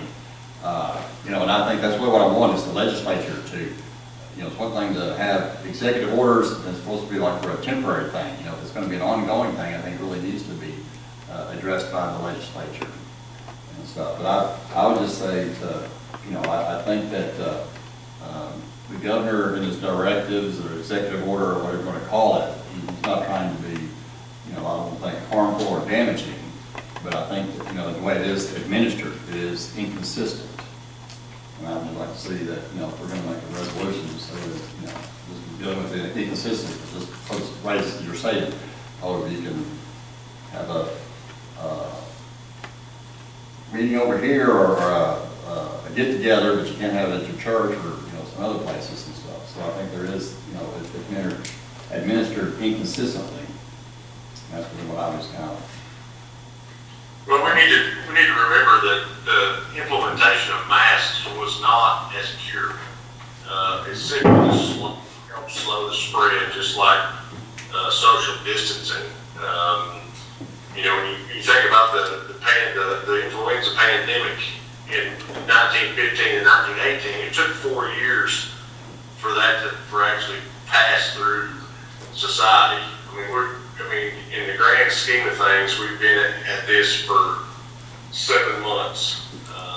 And right now, it looks like there may be a vaccine on the horizon. So,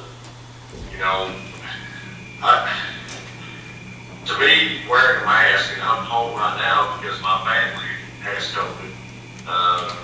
Wearing a mask is the simplest thing that we can do.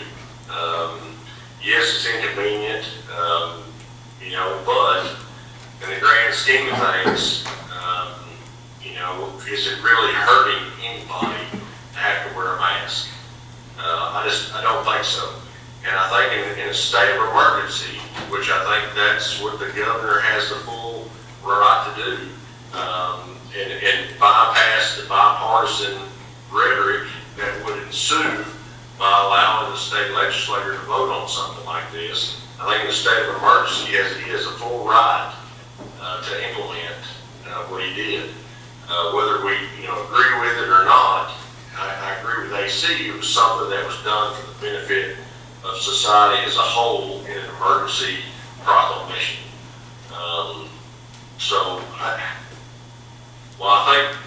I think the heart of this resolution is in a good place. I just don't think in the current situation that it's appropriate. We got a motion and a second.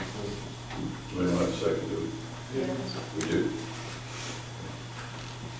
I was going to amend my deal because I do agree with AC on the harmful and the damaging, that we could strike that in this resolution and just put the inconsistency directives and policies to citizens and schools, businesses. Strike those 2 words out of there because I don't think I think that's a little. It's the second or the first. Be it further. So, I do agree with that. Other than that, with those amendments, I like the motion to put these on. Right, damaging and harmful? Yes. I think, I'm not arguing the point here, but I think probably, maybe one of these ladies can tell us, our business has done pretty well. I haven't had a problem with business, but there are some people that it's been pretty damaging to their business. Restaurants, barbershops, beauty shops, there's certain people, because of the inconsistent way that this has been applied, it's damaged their businesses.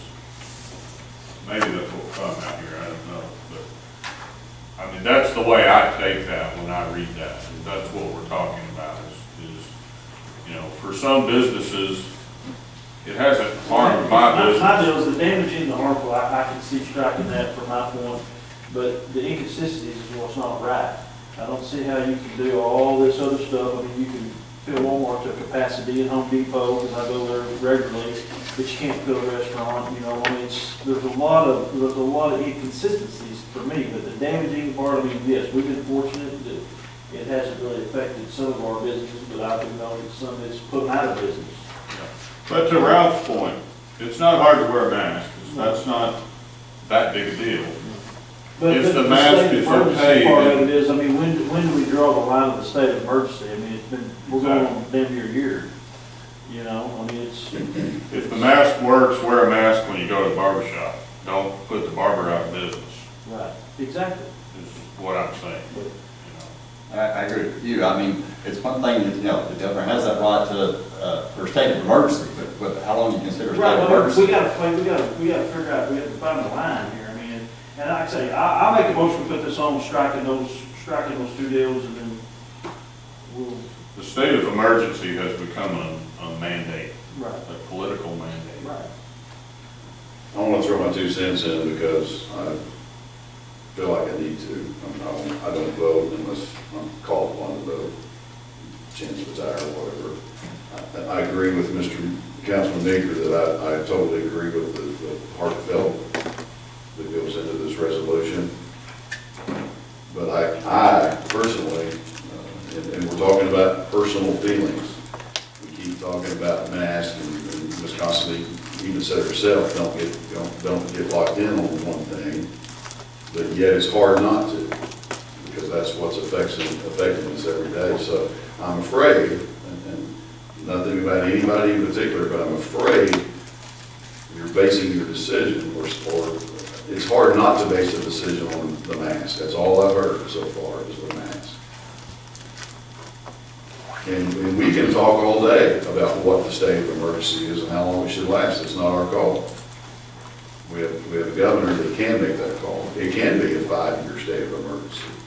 You can, refer to the plague and that sort of thing. I mean, state of emergency is what it is. Politics aside, you have a president-elect who seems to be suggesting a state mandate. Whether it's good light, whether it's good politics, whether it's bad politics, I think this belongs in the hands of state legislatures, the senators and the representatives. I think those are the folks that need to carry this torch for you. That's what we're asking. Yeah. But, well, no, you're asking to sign it as a city saying it and sending it to the governor. You're asking, this says that the city supports it, not, this doesn't say anything about Senator Matt Fitch or State Representative so-and-so and so-and-so. This is coming from the city, the council of this city. Representative from the district that contains the city, Greenwood, and Collinsville. This is signed, but this is going to be, if you pass it, you're signing it as a council saying Greenwood. I just ask you to think about. We represent the town. I know you do. That's what I'm asking you to do as a whole, not just the people that drive about not wearing a mask, and not your personal feeling of wearing a mask. I'll throw it in there. I've not used it before. I have a son with cystic fibrosis who says to me, Dad, anybody wants to drive without wearing a mask, come talk to me. He can't breathe. It's hard for him to breathe, period. He wears a mask. His doctor, who is Dr. Louis Nasri, who's a professor has been a doctor since he was 6 months old. He's 34 years old. He's a professor now at the hospital in Chaffee Crossing. He tells Dad, he's still his doctor. He says, you have CF. And again, I'm talking about masks, and I apologize for that, but yet that's what you're making your decision on.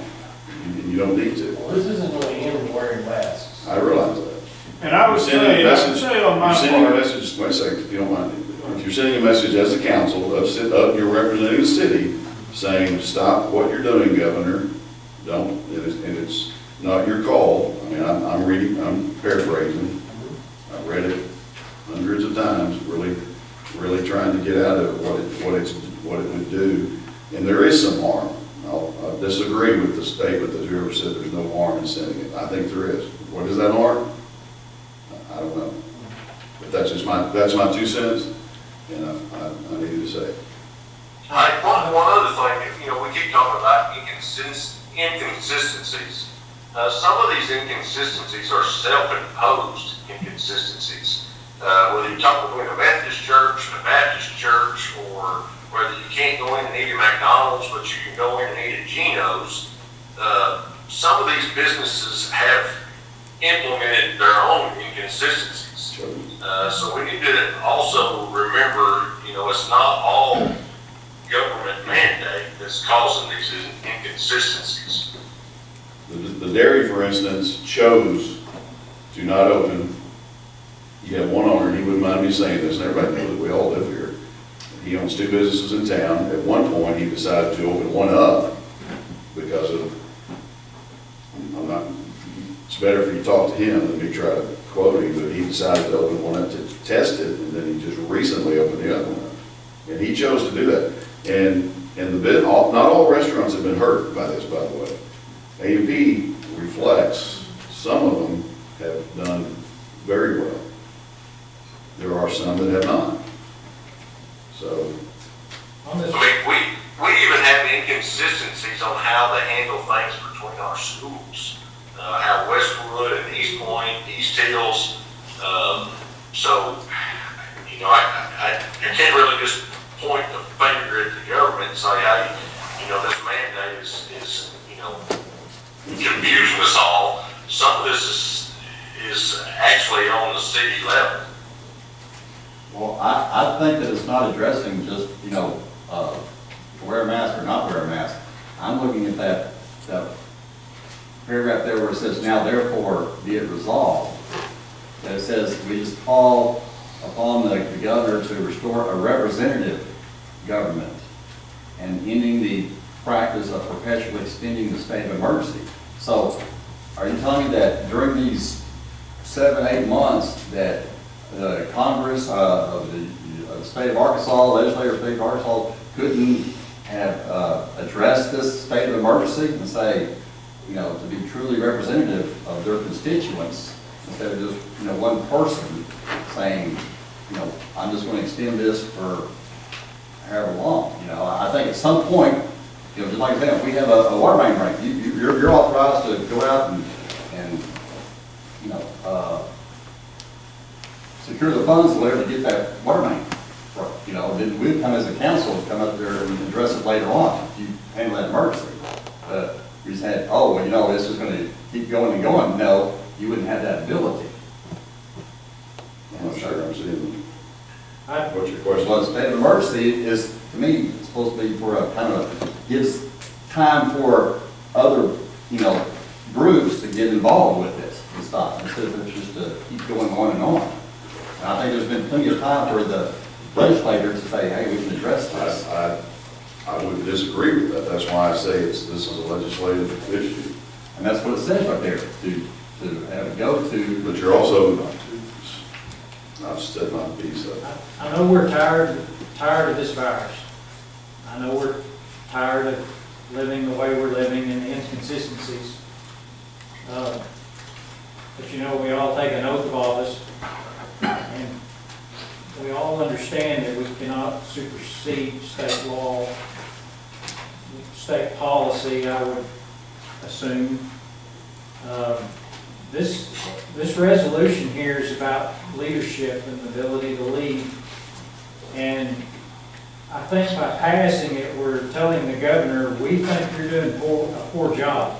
And I kind of think he's doing the best job he can.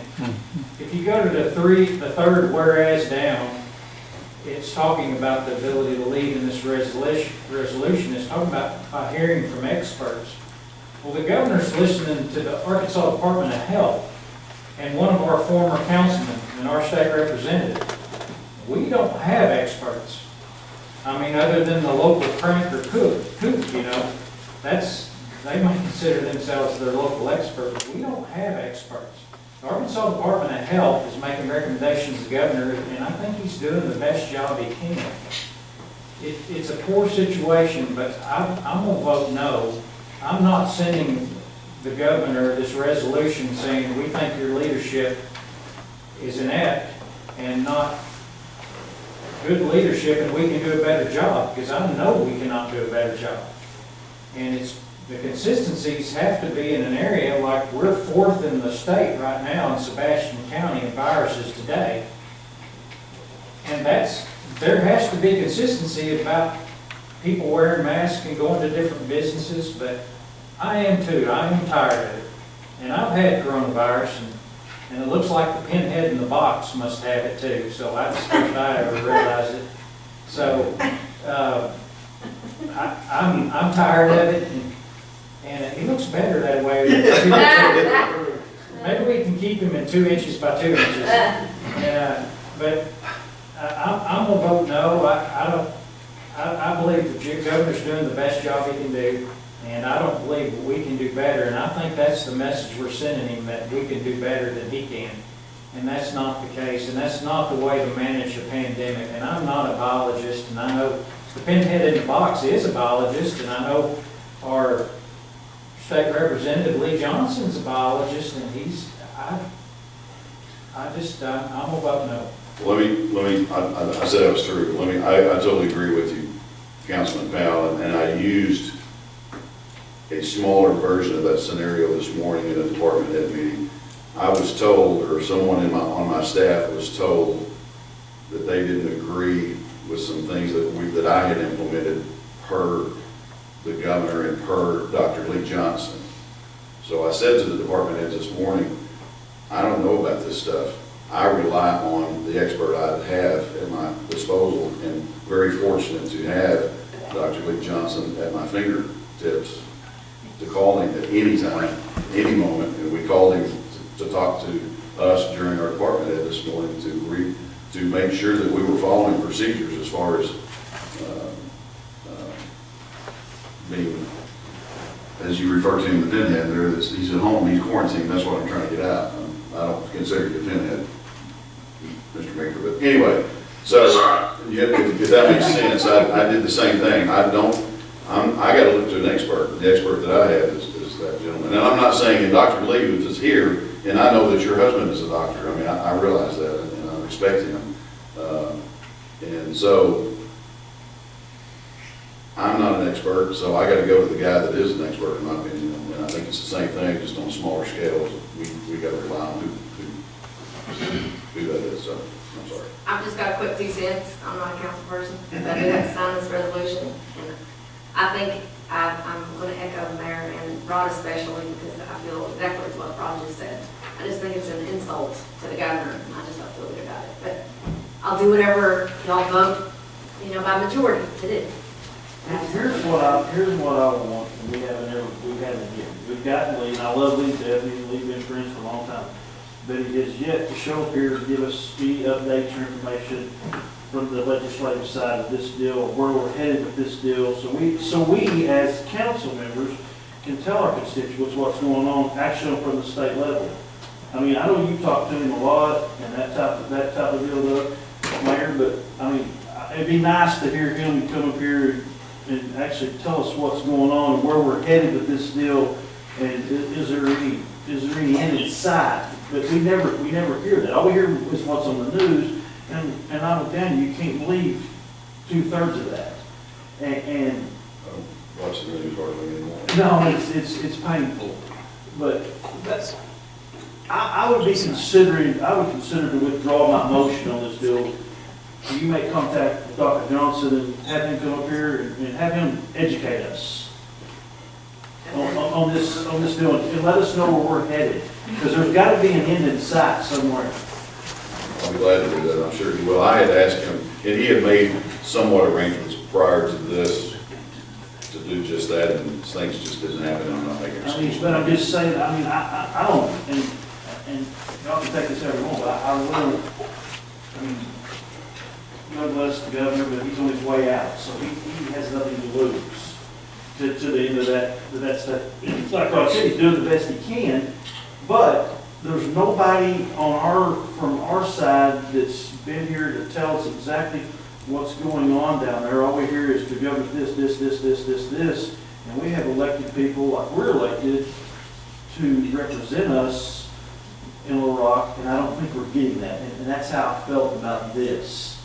But I can say I'm willing to withdraw my motion on this resolution for the time being until you can get him up here and have him educate us. And I don't wanna hear I wanna hear what's going on down there. I wanna hear what the governor has got in store, what his plan is and where we're headed. But also, to me, like, yes, Dr. Johnson is our representative, and he's certainly capable enough to advise the governor. In the same sense, I think he's capable enough to vote on our behalf, represent us in the legislature. Right. And make that decision, representing, his constituents. And I think that's all that I see out of this. It's not saying that the governor is doing a bad job or we don't like what the governor's doing. Yes, it was a state of emergency. And now it's time, to me, I think, for our representatives and our senators to step in and say, okay, we're going to represent, our constituents and come to a decision on like how long this is going to last. I think what we all want probably, I completely agree with what you guys are saying. I think you're right. I don't think the governor's wrong necessarily. I think the governor, the state representatives, they are listening to people. I think the mayor said, the Department of Health, there's some intelligent people, way more intelligent than me, that know about these things. But I think what we all want, it seems, is something different. Give me something other than what we've been hearing for the last 7 months, right? I don't know what that is. I mean, I'm as frustrated as everybody else. I don't like it any more than anybody else does. And I don't know if they have the ability to give us something different, to present it to us in a different way. Let me recognize the chief. He's had his hand up for a while. I'll get you, Ms. Carter. Watching over this, obviously we need to know where we can go and how to be more careful with who has it. But it seems like we've averaged about 11 a week for the longest time. And just this past weekend, just over the weekend, we had 14. And I think the governor takes this role because it's ever evolving. They're going to pass one thing and not meet again. I mean, we can't expect them to meet every month. If they pass one thing, the situation can change where something else has to be added. And there's I think two statutes, and Mike might be able to fix this. The Stafford Act and the National Mercy Act, I think is what it's called, that the president passed, which gives the governor even more right to do what he's doing. But I mean, I hate to ask myself, but it's ever evolving is what I'm trying to say, and I think the governor's got to take that role because the rest of them aren't going to meet as much as they need to change, depending on how it's going. Yes, ma'am. So I just want to be clear that this isn't about any particular directive, and we're not asking to take any of those things away. And if the legislature met, which they're scheduled to do in January, and they upheld every single directive and measure that the governor has put in place, then fantastic. Then we say, very good, but we've had a voice, the elected officials. So this would be like, the mayor gets to make all these directives, and you guys have to sit at home twiddling your thumbs, and you don't get to have input on that. So we're not asking that any directives be changed. We're just saying, and yes, I think this letter is important that it goes, and that's part of something I'm working on now, is to our representatives to express as an individual, as an owner of a business and so forth, we just want representation. And if those representatives say, we agree with what the governor's doing, great, then we continue to abide by those things. And we should also remember that Arkansas legislature only meets every second year. This is coming up in January. So then we become in the position where we're having to call special sessions, which obviously if Mr. Meeker can be here with us, I don't understand why this can't be done by Zoom or some other platform. For our legislators, that's been one of the things that said, well, it's not safe, it's not ideal, it's whatever. We can do this electronically. I mean, if our kids can meet in school electronically and we can have placards at church electronically, I don't understand why that impedes government. So we're not asking to change anything, we're just asking to send the message, we want to be represented, regardless of what those representatives decide. We're not trying to influence the outcome, just that we have the opportunity to be represented. Now look at this as on a micro scale, we're on a micro scale. we leave here tonight, we don't come back for a month. Now, council sets official policy of the city of Greenwood, but you set unofficial policy every day. And when we leave tomorrow, if something happens, we expect you to take care of it. We expect you to take care of it.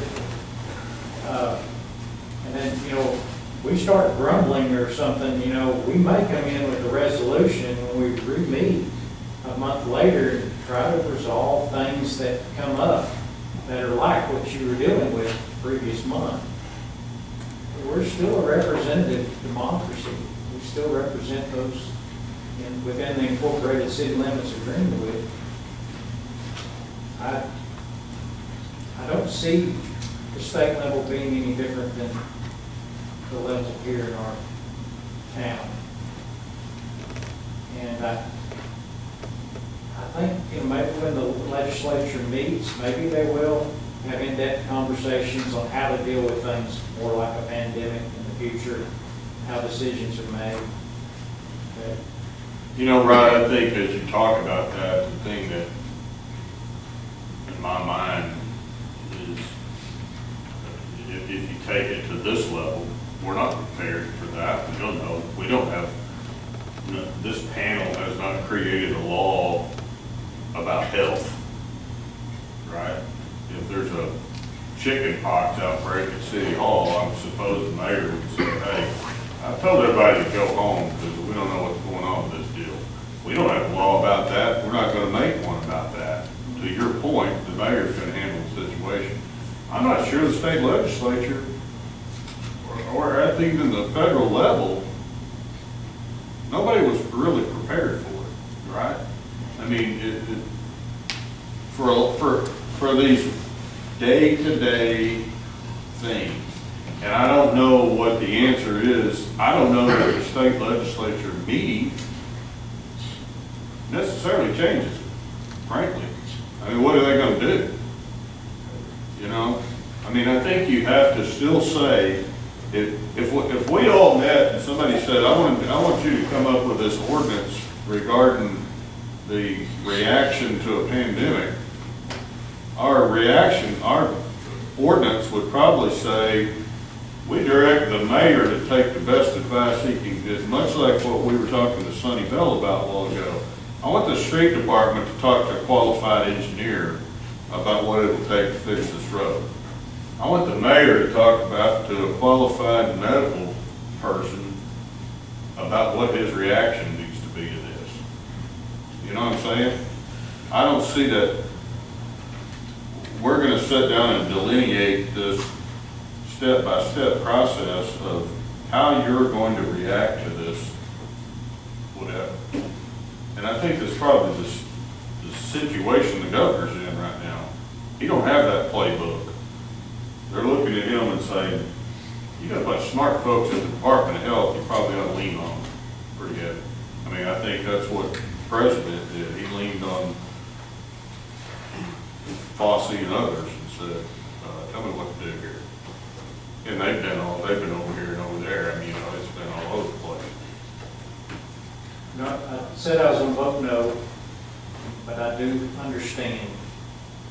I understand the ladies and people that are behind this.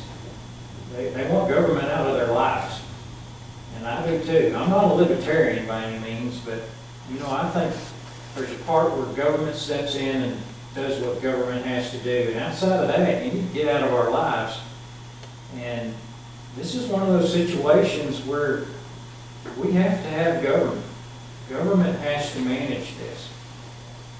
And that they're managing it to a group of people that don't like government, and don't like the government. And I'm kind of one of them. That's why I'm sympathetic to what they're trying to do, but I don't know of another way, and I think the governor's doing the best job he can. And I'm not sending him a message saying I don't. I think it's been a great discussion. I appreciate it. I'm not cutting anybody off. If anybody wants to talk, we'll still talk, but I think it's, if I understand it correctly, and I am, sorry, I started something, but I'm doing exactly what I have handed down policy to the people in this room, and the people that work underneath the people in this room, and I can promise you, it's been received and acknowledged, and they abide, but it's not all fun for them.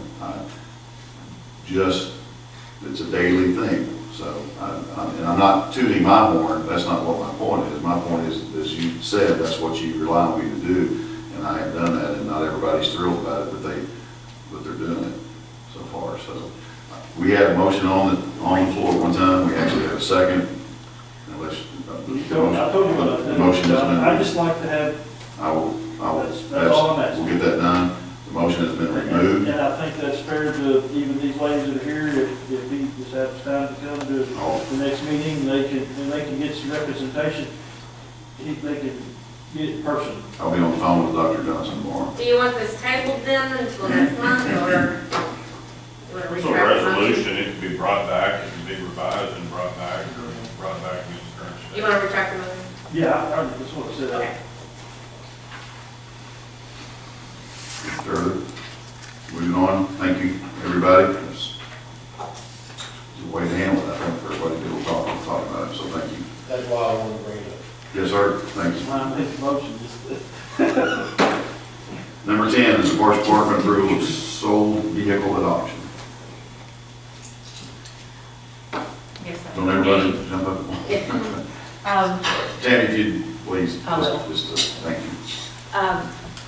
There was a truck that was sold in the auction that I thought was on the list, but it was not. It was an old truck, old flatbed truck that preceded me. I think that was actually one of the first things we moved to the auction yard. The transmission was not working in it. Is that correct? I think that's correct. But anyway, it wasn't on the list. So it's sold. It's the very last one on there, sorry. I hate to interrupt you, but I just Chevy. noticed it's not highlighted on their sheet like it used to be. So I just ran it off on that copy. Oh, okay. The very last thing on there, that Chevy, Cheyenne's like that. You gotta be careful where you park when Kenny has. Yeah, no, that's right. That's right. Sam showed up. He may sell out in front of the city hall. That's right. fire truck got sold. It was old. It needed to So go. what do you need? I need y'all to, Just vote acknowledge to accept That's it, sold. to add it to the auction list. It was not on the You list. need just a vote or a motion? It needs to be a vote because you voted on the initial list and you have to vote. Yes. Get rid of assets. Yes. We have a You make that motion, yes? Yes. that motion in a second. Lance Terry? Yes. Mr. Powell? Yes. Tim Terry? Yes. Mr. McDaniel? Yes. Mr. Brown? Yes. Mr. Maker? Yes. Unanimous. I will be more, I will look at the list. You're next.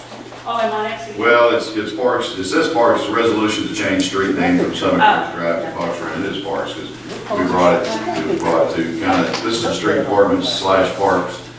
Go ahead if you want to. We, our 19 acres that we bought adjacent to Bell Park, we acquired the road as well, which is a city street, which I guess that's why it's street park. And it was brought to our Parks Commission that we changed the name to Fox Run.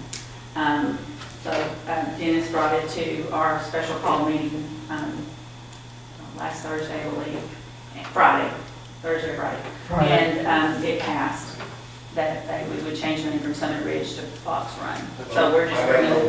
Yeah, that's particular. Dennis, would you care to, I think you're For good. the record, the sign's already open. We called me this morning, called my item. It is, but what we, go ahead. I'm just curious. No, you're fine. Problem. You mean, Well, there is a, go ahead. I mean, Terry Trail's available. Well, I was thinking Riley Boulevard. Is it okay? Jayhawker's taking it. Yes. Okay.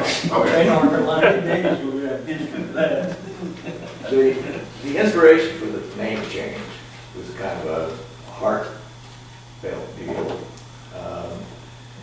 Chad Grouse and his dad, long story short, he was adopted when they were young and moved out of California, and he took the name Grouse. Does everybody know who Chad Grouse is? Okay. That's one of our employees, my foreman. And here recently, Chad's dad, Grouse, had passed away. But Chad and his father, Chad Fox, have always been close and never lost touch or anything else. Out of respect for Chad's Grouse, Father Grouse, he left his name Grouse. Okay, and just recently, they changed their name to Chad Grouse Fox. Okay. And I drove up there and he was doing a fine job and everything else, and I said, man, this would be a good name for Fox Run. And this is the first time I brought it to public. I didn't do it in the parks, but it was an inspiration. That's why I would like to change that name. And Chad was as I asked them to extend that road over into Bell Park with Parks and we went through all that, Chad was the man on the machine to make that happen. So. Beautiful. No problem, I just wondered. That way, because we'll get asked, I'll get asked $1 million. You're getting ready to ask, and now a little extension of that, his sons also are going to change their names. I'm sure some of them are local. So there are going to be little foxes running around here. They've got children too, so that was the inspiration. I like things named after a story, so I make the motion we adopt a resolution to change the name. Second.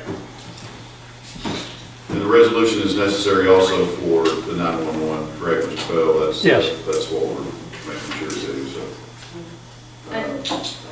No, go ahead. Liz Terry. Oh, I'm sorry. Sorry. Sorry. Mr. Powell. Yes. Tim Terry. Yes. Mr. McDaniel. Yes. Mr. Brown. Yes. Mr. Richards. Yes. Unanimous. Thank you. Is J. Arthur Lane, is that official yet? J. Arthur Lane, and I have not brought that to you. We will be pursuing the same steps next month for J. Hawker Lane. It has a story, as you know.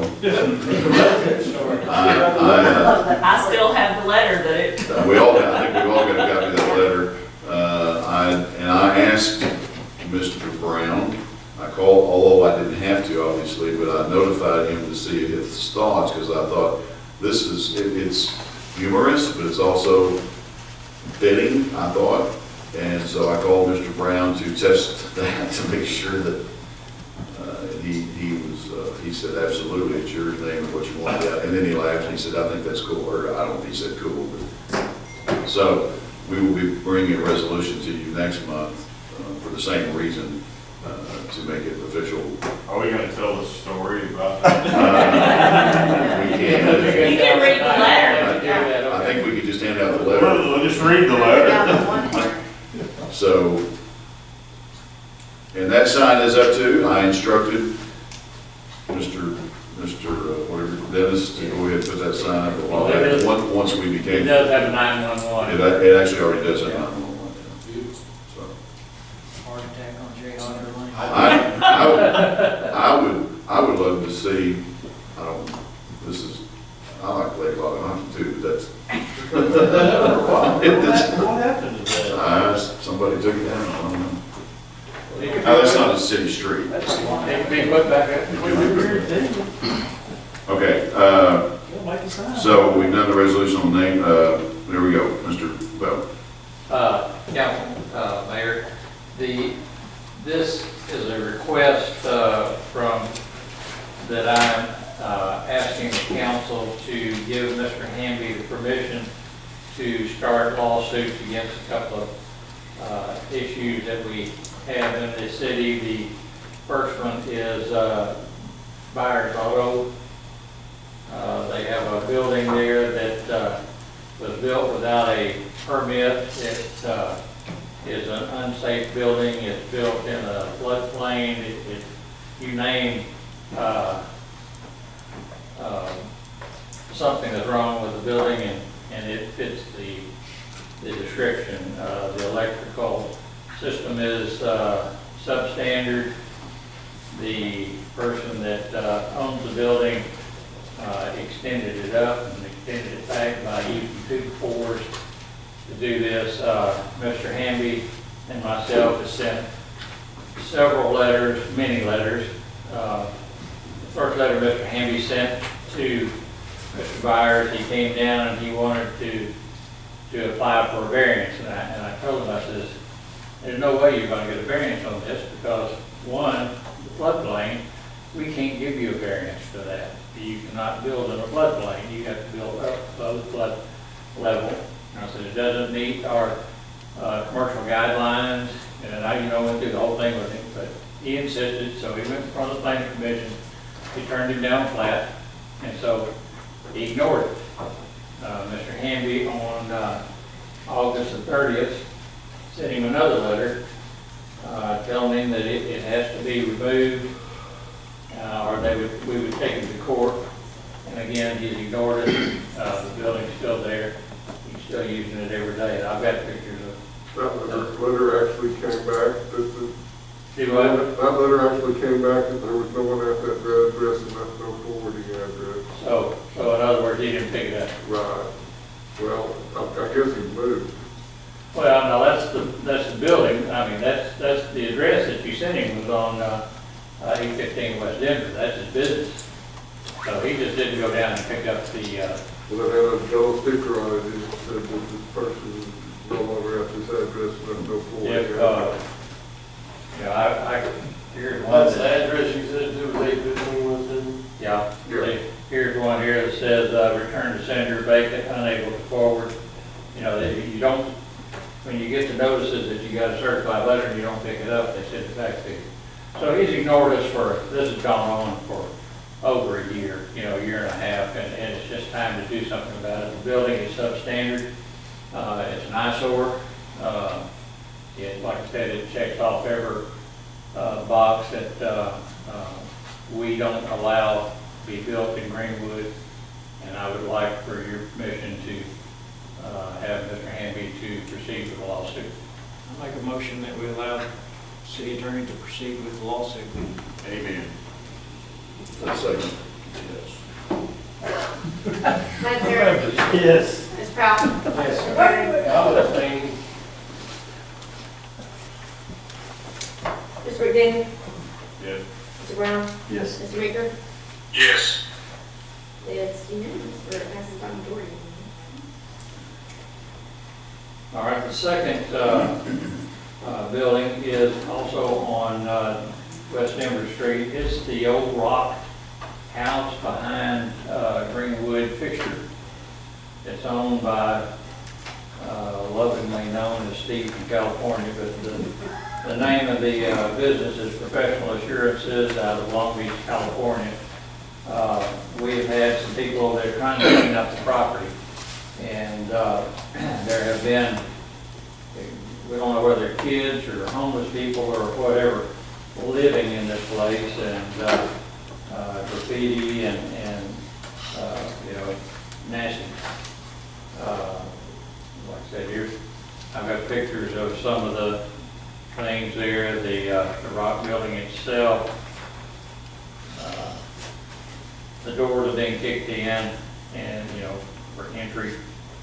And so I have gone out there and I've posted it, but it's time that this thing gets removed. The city has spent money trying to clean the place up, and the guy, he was paying somebody for a while, and they kept mowing it, and then he quit paying them. So they quit mowing them, and now the city's out at the expense of trying to get the places cleaned up again. Again, I sent him certified letters, nothing back on it, but I have posted the condemnation on the doors, and I would like for Mr. Hamby to try to shake his cage too. I make a motion that we allow the city attorney to proceed with litigation. So the intent on this would just be to demolish the building? Yes, this building needs to go. both of them do something, whether it be bring it up to city standards or whatever he wants to do, remodel it, sell it, something. I don't know if you can at this point. Yeah, Yeah. make it where it's meets our code. You know, he's got 2 outbuildings there that is just, you know, plywood that is just, it's gone. Sure. Also, the back of Greenwood fixture, the doors have been opened up again. The mayor come get Dennis to go over there and put some angle iron on there and secure those doors. Because I'm sure the kids are going in there and Why are we doing that?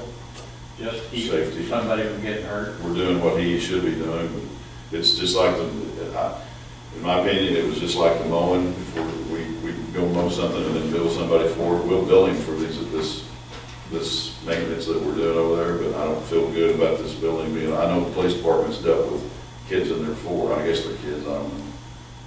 I mean, that's how I felt, it's just Just as soon as Is they that secure carried out of Indiana, somebody? California. California. Greenwood Picture Building? Yes. We can't ever. Same owner owns the rock house, he just Yeah. addressed and the He Greenwood. owns the 2 properties, the big lot that the Greenwood picture's on, and then the smaller lot behind it with the rock house on it. And I think we just need to, if we file something, then, you know, you got to show them Greenwood, Arkansas to, go to court. That should get his attention, I don't know. We've sent him, I've not personally reached out to him regarding this issue, because that's Sonny's job to do that, and he's done that. I've reached out to him on the idea of what are you gonna do with Storecraft building, and I've started, and so has Bob Purvis has done the same, and there's We had somebody that wanted to do business with him, we couldn't even give him a return. no, Yeah. right now, there's been no reply at So all. how far are we from the Storecraft building from condemning it? The building itself, you know, he came, what was it, 4 or 5 years ago, Probably, he spent probably a couple $100,000 on putting a new roof on it and doing a lot of things to it, and the building is probably, you know, a decent building with some more work now. I don't know what's going on the inside, but, But we can't condemn a building because it's vacant, no, right? It has to be in disrepair. yeah. And I don't think it's at that And point. being what it is, it's other than the offices, and I don't know, I'm sure several of you have been in that building before. We toured it back when it was, you know, it was listed. Cole Rogers had it listed for sale. Well, I listed it for years. Yeah, and so there was a time where he was willing to sell it, and then it became the opposite. I put someone, a local businessman in touch with him that wanted to buy after the listing ran out, and then he decided he would lease it. Well, this particular businessman absolutely didn't want to lease it, put money in the building he didn't own, so. You would have to go in there and remodel the whole inside, and he wouldn't, so he wanted to buy it, and the guy said, no, it's not for sale, it's for lease, you know, if you don't like it. It was for sale, but then we went off the market, Yeah. and got decided about it. Yeah. Right. And as far as, so the district, in my opinion, and I'm not an expert, and I haven't been in the offices in a couple of years, but if that part of that building is leaking, then you're looking at a room like this, it's sheetrock, and there's that, you know, ceiling tiles and things like that. But the rest of it is just a shell manufacturing plant. I mean, I'm sure there's some damage that happens over a period of time when it's vacant, but as far as The center, the concrete large floors. center part of that building had been re-roofed. Yeah. Gary Hayes out here oversaw it, and they re-roofed that, and I know they spent $175,000 to $200,000 on doing, you know, getting it back up to the point where it was in the dry again. But again, now we've got back doors and getting kicked in, and I'm sure kids are having a big time in there, but, you know, there's no Skateboard park. Yeah. Indoor skateboard park. I think that's what it is. That's probably what it is right now. Yeah, I But think- right now, we're not doing any work, addressing anything like Greenwood fixtures, it's just the rock building. Right. Yes. Yeah, we're going to secure the Greenwood fixtures, but we want the rock building down. All right, thank you. I need a vote. Les Terry. Mr. Powell. Yes. Mr. Terry. Yes. Mr. McDaniel. Yes. Mr. Brown. Yes. Mr. Ricker. Yes. Thank you very much. That is, believe, unless I miscalculated, that's everything on our agenda. So we're at the department reports and questions. Council. you don't want to emergency. I got one for fire chief. Sir.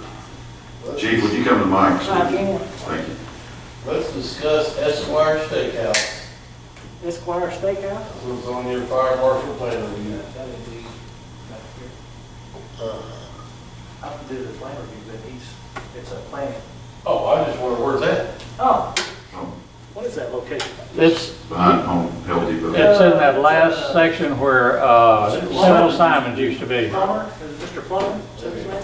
Yeah, the attorney in there. Yeah, he had He's the owner, he's the steakhouse. yeah, he's interested in putting a steakhouse in there. He had, oh, the one down in Walter, what was the name of that place? Charles. So, he said it's working for him down there in Walter. It's- Tried it here. It's just gonna be a small steakhouse, Tim. See Mr. Goldston. Steakhouse / law How office. many, like, 25 people? I mean, small. Okay, I just wondered. Yeah, it's where Simple Simons used to The be. building goes a lot better than the meeting law does. Roland seems to be going against my grain on that theory. That's about it. I just wonder, he caught my eye, I saw steak, you know, eat that.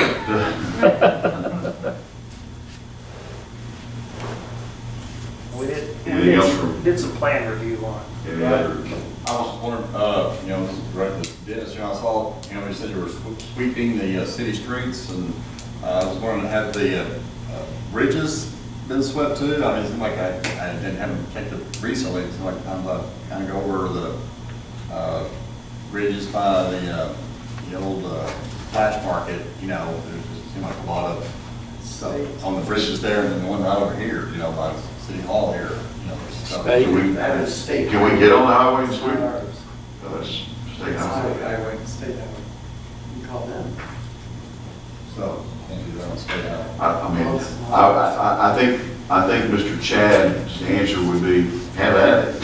Yeah. Because I've called him before about other things, about permit, not necessarily, this is a couple of years ago, I called Chad about the mowing, the lack of mowing on 10 Spur. And I said, you know, if you can't get to it, I said, there's a couple of spots that's just, the presumption from the citizens of Greenwood, that's ours to mow. Well, it's not now, I mean, it will be someday. But, so he probably would allow it, but technically we wouldn't be on that because it's state highway. Right? That's exactly right. And I failed, and I know I'm interrupting the council report. Bob, I'm sorry, I did not. Were we wanting to talk about your report tonight, or is that? You quit, they got it, didn't you? Yeah, I hope, didn't you?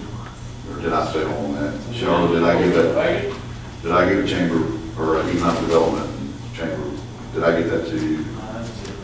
My bad, they don't have it. I will get it to you at your next meeting. Sorry. We'll do it again. It's just, Yeah, it's good report, we'll send that to you. yeah, I'm sorry. I Successful. kept thinking a while ago, why am I talking about, sorry. What we're most pleased with is what we did with the census. Right. Email it to us? Yeah, you can email it to me and I'll forward it on to them. He's got it. I've got it. Okay. It's email on it my to me. desk. That way it's I will. consistent. Bob, on that note, do you have I don't know if you would know, do you have any kind of estimate on where we're at on the census? I know we were leaving it back for a while. Yes, let me. I wouldn't mind having a report. If I may just do that real quick. Absolutely.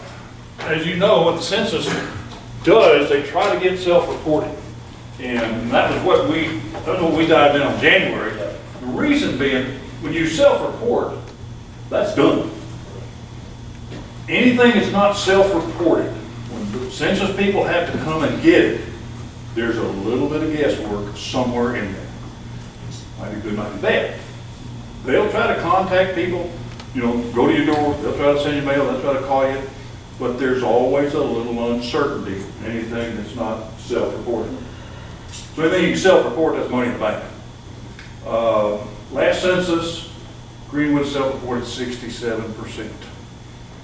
This year, we got it to 76%. So we increased it by 9%, which is going to be, what, 750, 800 people. And that number is, last we saw, Doug, I think it was what, 12 or 14% better than the state average, we've consistently been in the top few in the state, and it has been way above the regional average and county average. What that means is, when they go to start counting people, they only have to count 24%.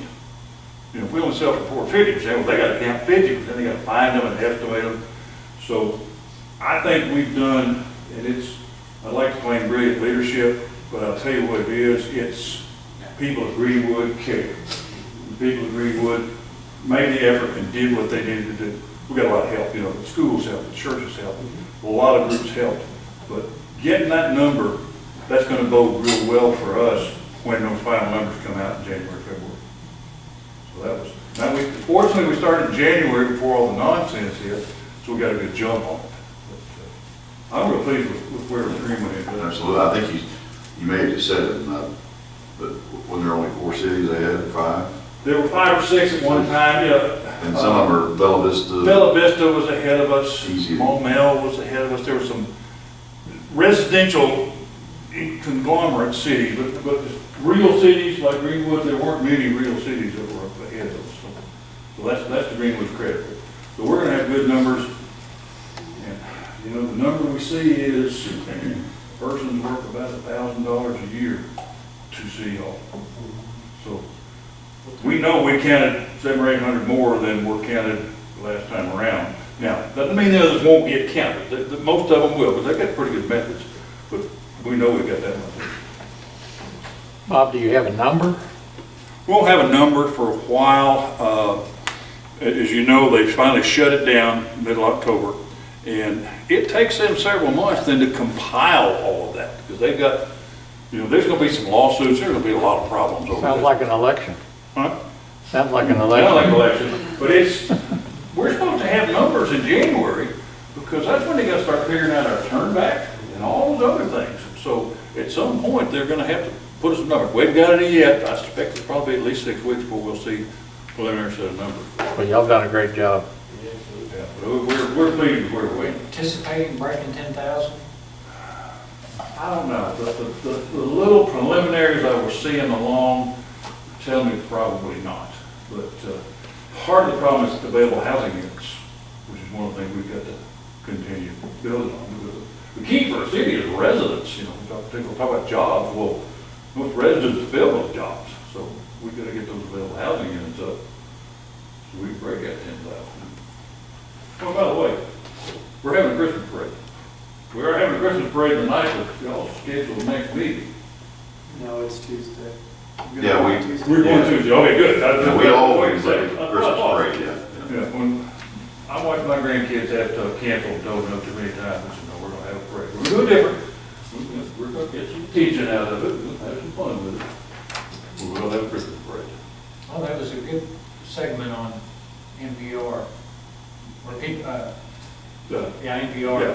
Where they interview. Everything we do, we try to figure if there's an angle we can get a little publicity for Greenwood. You know, That was very good. While you're up there, maybe Sonny knows, or you know, looks like Flash Market's opening back is something. I've seen them measuring signs. And Yeah, they are.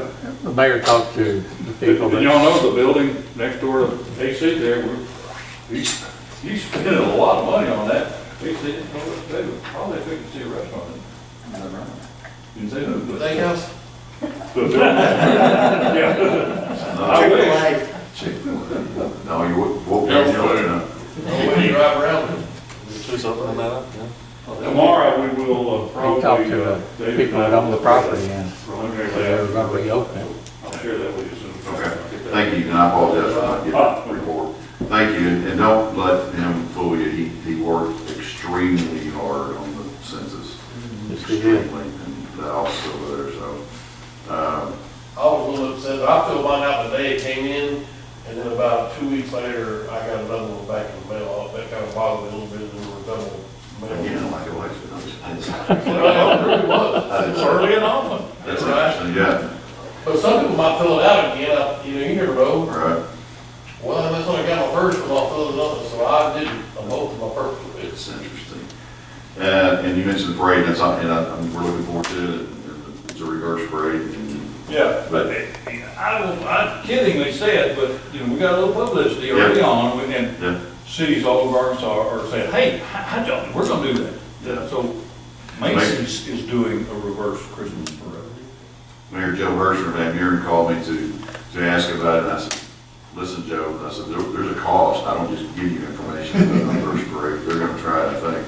Trailer, I'm calling, reporting, you didn't come from anybody involved, not represented here, but the trail, or the candy handout, I don't know what you call it. Oh, there is fog here, sorry. Actually, board members, so sorry. Went exceptionally well. Lots of traffic, lots of backed up, but the people that in line for an hour and a half didn't seem to care too much, really. They had a great time, got lots of candy, and the two back there trying to get recognition didn't like that at first. I'm just gonna throw that out there, but they're. I can throw Bob under the bus again. Yeah, Bob. I thought that was the craziest idea I'd ever heard about the butterfly It net. seemed crazy, and the butterfly nets, if they didn't go ahead and empty it on their way up, by the time they got to us, they were about to break with full of candy, so, great time had by all, and There were 3 churches involved. There were one politician, all the school groups like Beta Club, Bench club, whatever. National ROTC. Girls On a mission, and we even had a tattoo artist there. Yep, we had. Not He was from, giving out tattoos. and not from Greenwood. I should see Doug's new tattoo. yeah, it's pretty sweet. I'll show you later. There, I was a little concerned about not getting enough candy, but everybody said they got plenty of candy. Daniel hit on. Yes, in the fire department, the police department, that goes without saying. One lady online was complaining about how long she was taking. I got to thinking, you know, you can turn around. It was there. yeah, you don't have to sit Yeah, there. it was definitely not without complaint, but But I thought she can turn around and go there. absolutely. We came up with an official policy, if you don't like it, you don't gotta You come. don't have to come. I couldn't figure out why she. The parade, the trick or treat trail, it goes to what you guys were really talking about, Daniel, when we were recognizing Dr. Burgess, the community, Yes. quality of life, and what this community does together, and to make those things work, and that's what makes people want to live in a place like Greenwood. Could have very easily said, not this year. And A&P gave the school money, a grant to buy candy. And they had a great big sign that told everybody that drove by that was, their candy was funded by the A&P. If you didn't get a chance to see the overhead drone photo, It's on our, yeah. check that out, it's pretty cool. Okay, I'm sorry, back to council, anybody else got department head, anybody else's, there's other ones here? Oh, I guess I can wait for the council floor, but we were talking about the trash guys and raising the rates and everything. We've got plenty of half mountains, we might just start our own landfill, fill up a bunch of the mountains that are. That's throwing it out there. Right. Rebuild the hill on the southern. There's a million hills we can rebuild in this city. We gotta go in there far enough to leave part of it so that it's going still there. So, It's like, when you drive in there though, Burton Landfill. Yeah. Burton. Brown landfill. let me touch on that, one of those, just since you brought it up. I didn't have, that's his job to do, and he went and did it, Seth, Sunday's employee, went out to that particular place and checked as you all know and have heard and probably hadn't seen it, but that is to be tiered, is that the correct word, back there, Sonny? Yes. And Seth went out and measured, because I'm looking at it like all of us are going, at some point that's got to start. And it looks to me like he may be past that point of doing that. Seth went out and measured from the plans, and he actually is right on with his first tier. It looks terrible in the hole and all of that, but he is following his, the only thing that we've got to do, and we talked about this before, is give him his permit allowed as a deadline, put a deadline with that. We need to incorporate, we've talked about that quite a bit, not just him, everybody else, deadlines or I guess that's the right term, for doing what they're supposed to be doing. One of them is his permit. I mean, once it's done, he's got to come in and reapply, and if we're not satisfied with where he's at, then we can look at that again. But he actually does have that first level of tier, if you will. Let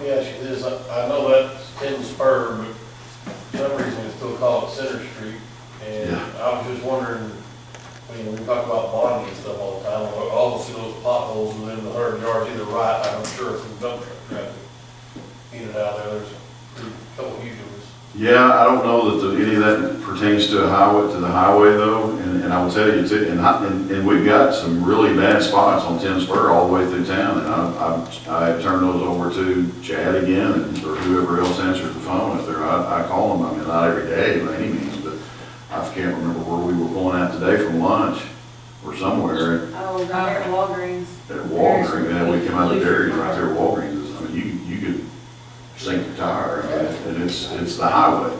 So we stay in contact with those guys, and they assure me they're coming to patch it. We call that city street just for 911 or why? I don't really know why. I've never, Yes. I guess, is that, Tim, that's like Highway 10 and Excelsior. I mean, it's yeah. Right, I just wonder why we have a city street name too. East and West Center, and they got their number. Otherwise, most time when we hear like Highway 10 East, we know it's way past the golf course. So if it's Center Street, So then it's we know off. it's our city limits. So within the city limits. Yeah. That makes sense. I just thought city street. When you say that's where the north and south is along the 9, Main Street, so east and west. Let's just say, whoever. Yes, sir. just, first of all, appreciate Sonny kind of cleaning up the town a little bit.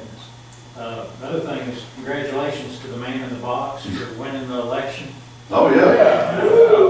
That, you know, that was my bright spot the election night. I told Ralph, I said, I go to bed now that you won. That's all you needed.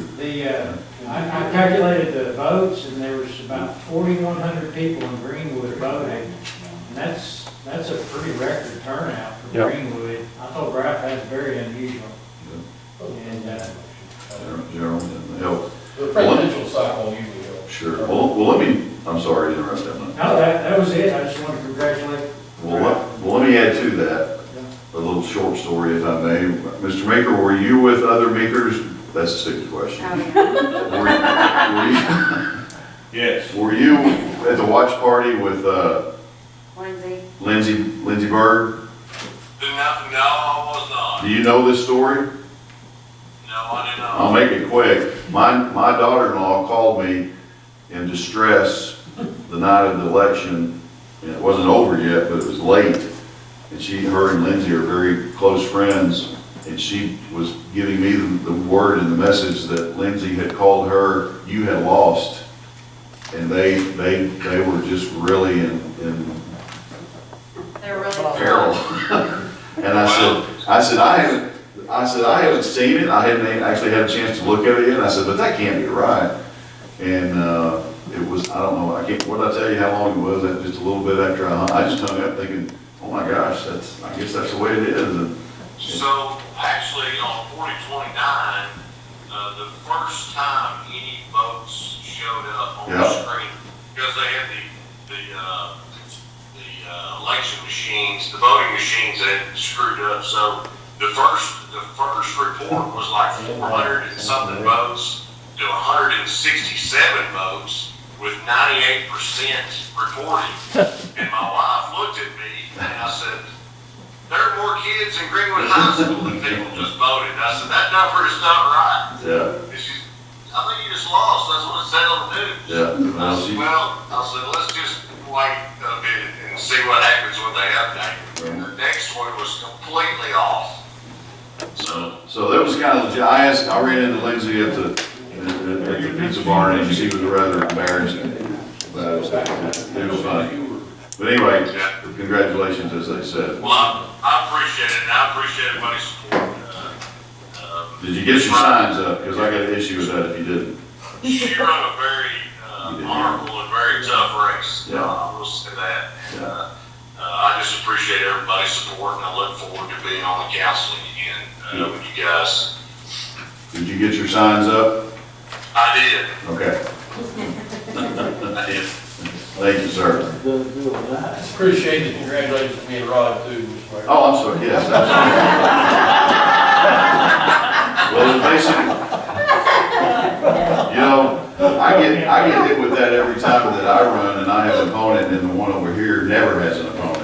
That's not true. I've never. And she reminds me how, she just kind of looks at me and goes, what can I tell you? that nobody thinks they got a shot. I'm just hanging on to this radio gig, if I ever get out of the radio business, I want to get beat. Congratulations, gentlemen, on your re-election. I just wish we'd been on a ballot, I've never been on a ballot in one time. Nothing exciting, huh? Yeah. This is, Well, it can be a little unnerving, I will tell you, that 3 times. so- Yeah. I think one thing I do want to mention real quick, I've reached out to Chief Dawson and we've discussed it, and what we'll probably be doing is taking a look at our firearms ordinance, and coming back to the council, with maybe some amendments and edits to the firearms ordinance that would maybe allow for some discharge of archery equipment inside the city limits. Okay. That makes sense. So the guys that are still doing it, we can, we'll be finally doing it. We got some good, That's wrong. I've got some good news coming in the pipe, but I haven't got any letters, so it's referring regarding grant. I won't talk about it other than just saying it's some good. We'll talk about it when I get the letter. So that's a good thing. Was there something else? Trail lights? Sorry? Trail lights? No. We are, update real quick on, I know I'm not park departments here, upgrade, can't believe nobody's asked, update on our 10-spur sidewalk process. We've given up. No, we're not giving up. I just kind of forgot about it. I know, Don't say that to me. believe you me, we have not. We, as in the ones that are working on these easements, Sonny and Danielle has worked her tail off on these easements, and we have 26 of 20, Yeah, we just need 10 we more. need 10 more. And I won't go too much into it, but we have some corporate businesses that are not working with us on it, along with a couple of private ones that are not wanting to participate. So that's the nicest thing I can say about it. But we are working on it. And RDOT assures me, I mean, I've asked multiple times. We have emails for free. Tired of me asking, are we okay? We're not missing some deadline. So, okay, I'll just go ahead and tell you, without the letter. So we are okay. We can send in their little things. This is true. Well, yes. Hey, you Yes. done it before. Well, so when they, we have unofficially, I don't print this just yet, if you don't mind, because I don't have a letter from them, but I got a call. But it's been on. I don't know, I haven't seen it. Yes, that's on. We're getting another It's on the website. $200,000 from RDOT for phase 2. Yeah, you slid in there right underneath me and So took a another grant. 15 years, when we get through 10 years. He stole your grant. Hey, why don't we go ahead and build Let me tell you, so what if that doesn't paint a picture of confidence in the city of Greenwood? First of all, I was told, we were all told not long ago that you will never, ever get a sidewalk on a state highway. Well, not only are we gonna do it, the state's gonna pay for 80% of it. It is 80/20, right? And now, we haven't even begun the construction of it, and we've already been approved for phase 2. This is, if you remember, I reported to you about 6 months ago or so, we have been turned down for phase 2 and 3, just because, but they didn't give us a reason, just kind of the timing, but we now have. Did we apply for it? Yes, sir. We notified, yes, we just reapplied, we just keep, we I think don't, we should build we where, never don't apply. Back to that first phase that we had done, at what point do we just skip these people and just blaze on? Well, you know, I don't know, and there may be something with the grant that says if you don't, I don't know this. I would hate to think that if you can't get them all, you don't get to do it. I mean, I don't think that's correct, but you know what I mean? There's that possible something in there. The other idea would be to look at this gentleman and say, what do we do about it? Condemn. So, a couple of them, I'll just give you an example without. Who is it? I mean, it can be a secret. The longer you put this off, the closer you get to reelection.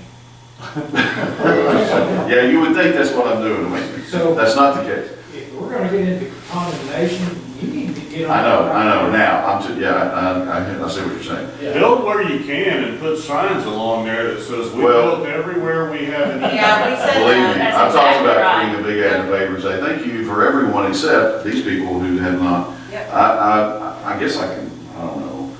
These people at some point, One of, I mean, we started narrowing them down. one of them is a business owner, and it's not the business. They rent the property from a company in California.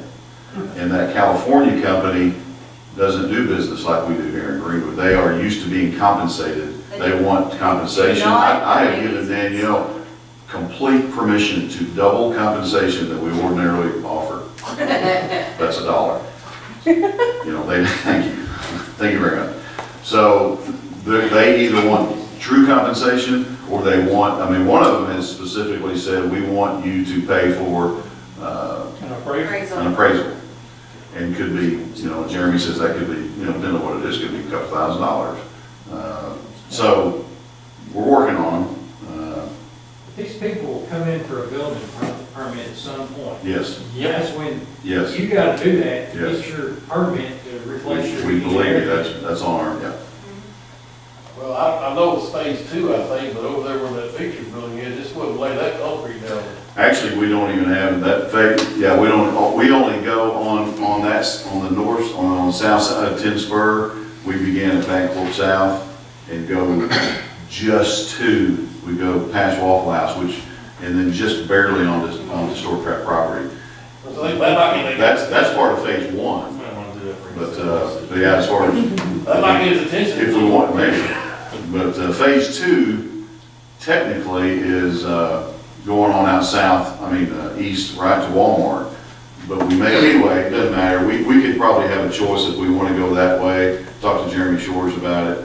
And of course, that helps people get near Walmart. Still doesn't get them there. Or we could come back this way and come toward the square. Well, now, Mass. the walking trail's supposed to cross, see, we've been through this before, my love of sidewalk versus the walking trail. Mhm.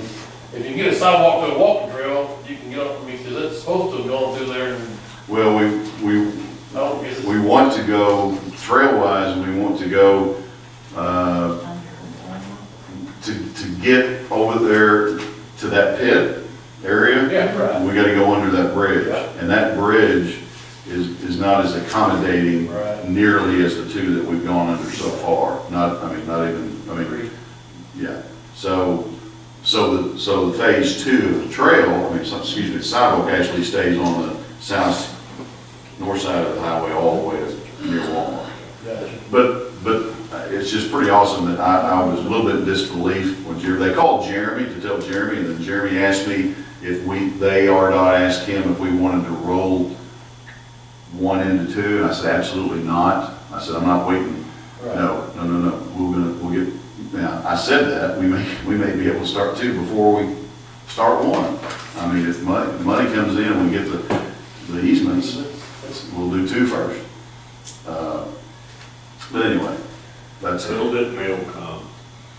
But I'm on the verge of, it's a good point, election time, that's good, in the middle of it, not wait till the end. But I'm on the verge of getting. Well, there's 2 ways. If you get it done right before the election, they're like, yeah, God did it. Right. Or if you ruffle feathers right before the election. Yeah. Yeah. Oh, and I never want to base things seriously on election time, but my goal is to get my goal. I said I don't want to. I didn't say I wouldn't. Our goal is to get sidewalk built. Okay, I do have, on a serious note, Chief told me this morning, informed me to remember the Kevin Scroggins family.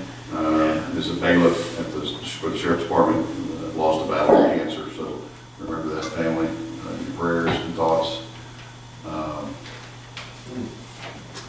We have in our midst, if not here, that we have 2 cases, COVID, as we speak. No, Just 1, but there are other, the employee, and then of course there are family members that are associated, and that sort of thing.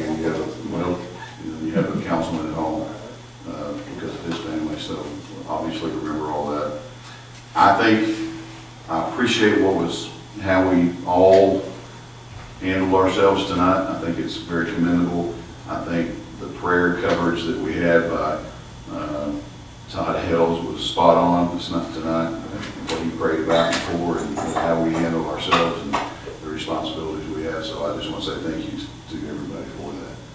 It's really nice to have a conversation that obviously there's lots of opinions and we can all still be happy and like each other. So on that note, unless there's something else, I would. Whoa. I'm so sorry. Please. Budget. You just have to.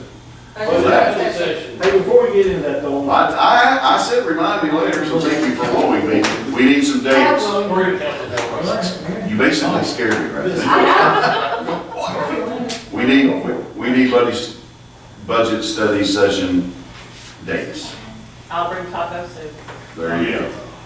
Every day this week. I want to reiterate something before we get out of here about the mandate stuff. I just feel like that if we get Representative Johnson here, because he's one that needs to push that. I totally agree. So if he's here, then he can get a taste of us having to put up with what gets past the buck. You know what I'm saying? Sometimes, and that was my whole point to that. Yeah, we'll get him here, and I mean, he's his own man, obviously, but we'll invite him. Right. I would say too, sorry. Invite him to the next meeting? Yes. Yeah, that's I what would I'm say saying. too that I spoke to Senator Pitts this afternoon. I mean, we stayed pretty close contact, not quite like to believe, but, well, Senator, he calls quite often, but I called him today to inform him of our the highway naming tonight. He wanted to come, but he has what he referred to as a minor ailment. It's not COVID, it's his eyes, so he couldn't come, but he wanted to. No, we'll get it. Okay, let's talk dates. Do you want a Wednesday night, November 18th, or is that too soon? Sooner the better, I think it's. Wednesday night. I say sooner the better. You gotta figure out what your groupings are gonna be. Because water sewer turned in their budgets, but it has not gone through the water commission yet. Okay. So they're gonna wanna see it and go through it before they come to you with it. When's their next scheduled meeting? The 23rd. 23rd. They could meet in a special, earlier. they could meet in a special meeting. Are they the only They one? usually do. Who do you not have besides them? Parks and Youth and Street and I are working on it. Right, he's waiting on numbers and. Because of some of this. We have water sewer usually is approved, because that's 4 budgets that you'll be looking at. That's 3 in the water or plant distribution office, and then you have the sewer. And then planning is usually a smaller one you can throw in there, and it'll be 5 budgets on that review day. But water sewer is gonna be the holdup, because they haven't looked at it yet. I just got them from the directors and put them in. Fire and police and animal control are all in, and could be a grouping. So let's make that so. Is that okay with you guys? Fire, police, and animal control? November 18th, want to do that one? At what time? About 5 or 6? Earlier the better. 5:35. When you want to do 5? And it's hard for me to get. 5:30? Is that too early? What, 5:30? Yep. Oh, wait. All right, It's 5:30. dark, I mean, that's good. 5:30, fire, police, and animal I'll be on control. vacation. And I know you, I'll be on vacation. we'll get it. We'll take you in without me. Well, there's our speaker. There you go. Light money. There's your light money. Yeah. Okay, Yeah, so, we're on the first week of Do you December. want to try to plan, well, the day before Thanksgiving, is The first that week of too deer season. hard for everybody? Yeah. Because that would be, Wednesday. what about Tuesday, the day after the water commission meeting? Where they can maybe approve it. are you redoing the whole, To do water sewer. that one? To do water sewer, yeah. Well, we need to get back on the other one, or, Oh, you we, need to be here, yes, so that's What's not, your earliest? What's your earliest to be here? Or the latest? he's on vacation. Well, I know, but That's- come back. I don't know. Anytime after that week, Monday, 23rd, It's water commission. tomorrow, I don't care. It's not that I next think week. there's a deer hunt going on. What's the ninth? Monday. So the 18th will just be Or that Monday or Tuesday, I'll be here. of that week. Yeah, 16th or 17th. right. You want to do the 17th then? A Tuesday night, the 17th, there's no fire meeting or anything? Monday or Tuesday? It's National Fire Prevention. Year, yeah, we know. Okay, then change it to Tuesday, the 17th. Tuesday, 5:30. 17th at 5:30. Yeah. You gonna send us emails on those? I'll send out Yep. a notice, Okay. study session. Great. So, and I know I don't need to tell you, but I'm gonna say it anyway, so I'm on record saying it. Try to be here, everybody, because obviously you know, you've all done this longer than I've done it. But if you're not here, then you need to know the questions the next time, and that stalls that one. So just be, I mean, I know things come up Do y'all want to try to set another date or do it at the study One at a session? time. at that meeting. Taco soup. Well, sometimes when you show up, and so then you don't know what day. That's fine, I mean, it's like mine deal, I mean, I'm just gonna put it on here. but- Yeah, me too. 5:30 on the 17th. I'm gonna change that. That's students. Go light on the onions. Police and fire. Do what? Light on the onions. And light on the onions. And what, Daniel? Are you special ordering tacos? Yeah. Could. Do you not like them or you just, or do they hurt you? What do you got? We can throw planning in there too, and just do water sewer as a four. Both. Planning with fire and I'll bring Well, I'm gonna lose the next possible time, like November the 30th, We're Monday. gonna throw planning in that too. When is it? Tammy, you've got Next something. Tuesday, the 17th at 5:30. 17th. Next Tuesday, 17th, 5:30. Oh, there's something on your note. okay. Ralph, you get all that? Well, I'm gonna be in any meetings until at least, November. But we can have you in the meeting this You're fall. gonna build the crossword to do. Yeah, he is. You can't get off. You work for the state? We can have him down there. Are those election results official? All right, I'm good. off of old. I would, yes, sir, Mr. Curtis. Any of you all are in contact with anybody in the service industry, barber shops, beauty parlors, nail polishes, hospitality, if you talk to anybody, we're trying to get the word out. There's gonna be grant money, free grant money available to help some of the losses in the COVID deal. And it starts Monday. They've got to have a whole lot of information to apply for it. So if you don't talk to anybody, tell them on. We're trying to reach everybody, but we're gonna miss some people, I'm sure. State money, gonna be state grant money, but I gotta have pieces of paper like their certification from the Secretary of State, stuff like that. If they're not gonna have on hand, they need a few days to get ready for it. So if y'all talk to anybody, tell them to holler at us, we'll steer them. This is in the service industry? Yeah, if you're, hospitality industry, restaurants, if you're a barber shop, beauty salon, nail, the places that were shut down. They're completely shut down. Yeah, the ones that were really, well, are, you know, mostly shut down. All the people, there's money available, a lot of it's free grant money from the state. Those restaurants that had to completely shut down, are they? They're eligible, yes, they're eligible. So we're trying to get word to everybody, but just, you know, you can't reach everybody, somebody won't see it. So if you don't talk to anybody, just tell them, call me and we'll give them we'll steer them the right direction. Tom, sorry, good message. Tom, you have something? One of the other things that has to be done at the next meeting, or at least we better do some serious consideration on, are the annual renewals of contracts. We have one-year contracts, they're going to have to come up again. And I know that I've already had some preliminary discussion with Boys Club, and there's going to be some request for an increase. They've got, he'll have, he's going to be meeting with us, with his accountant, to talk to us about the financials, but you're probably going to have several contracts to be looked at and renewed, and we're going to have to do that before the expiration rather than after, like we've done in some cases. And I think that's about it. I think the chamber, we only did a 6-month for them, right through the end of the year. Yeah, we're through the end. So we need his as well. So we got to remember to do that. Have all those been sent to us from those people? Anybody that request changes? I don't see the reports that, like SBC, I don't get any of those. He means a Have contract. they sent I a don't know contract? if he's sent anything over or if he's looking for us to do it. I know he spit out a number to me and he talked to me about it, but I don't know if he even put it in his report to you. His report didn't say anything about money, it just talked about how they were slow and whatever. What did it say? Something about numbers were down. There was 40,000 there somewhere.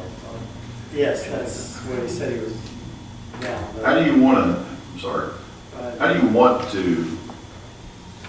want to know about that other than us just telling you? You want Kenny to come to a budget study session and express his? Sometimes he just calls personally, he has in the past. I think that would be what he would want to do. Yeah, I mean, and he would if I, because I don't, it's been a long time since any of those entities, I think, has asked for an increase. He said he's lost 40,000 plus in smarts, basketball, science, after-school program is going great, soccer season going great, was down 50%. Yeah. So, I mean, are you okay with us just passing that information, us as in, if, because I know he came and talked to, not Kenny. Yeah, Kenny came and talked to you, and I happened to be, I came in the office and was in on some of it. So do you want that just to be passed on through what we know, or do you need to talk to Kenny Sunday, Lisa, or Denise from SSS? Are you talking about these wanting to raise? The bad part about that Right. is, in my book, the bad part about it is if he come in and want $100,000, but we ain't got it. I mean, we got to take. No, care but of it. He's bringing his accountant in so I can look at the numbers. Right, but I'm just saying, if he's wanting to increase, I mean, Well, yeah, the bottom line is. there's other priorities going to become first.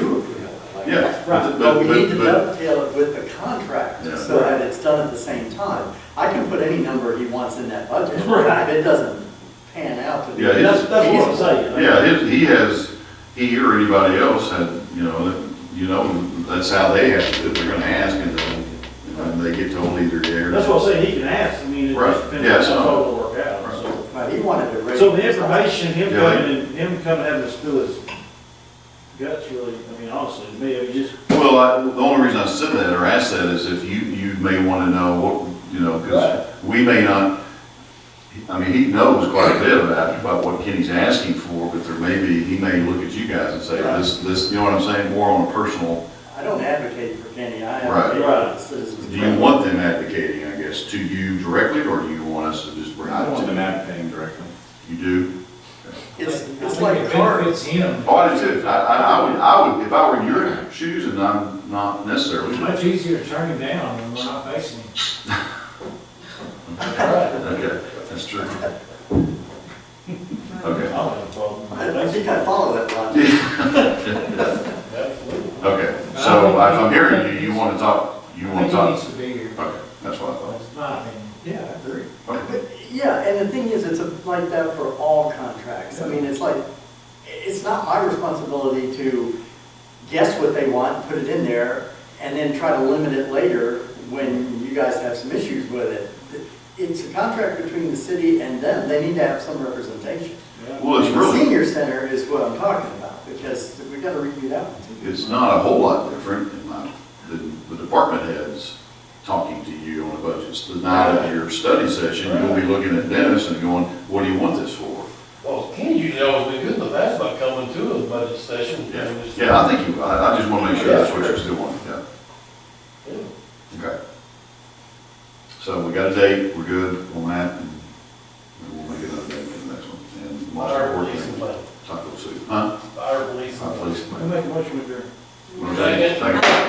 Thank you very much. And it's not a quarter to 12, it's quarter to 11. If that makes it better. Make you feel better. I said 3 days. Okay, bye.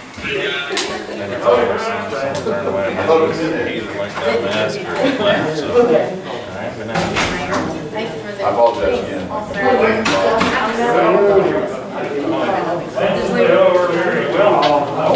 You better quit sticking. You have my number?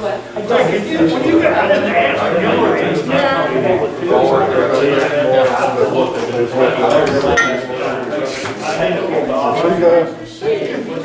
Yeah, right, right.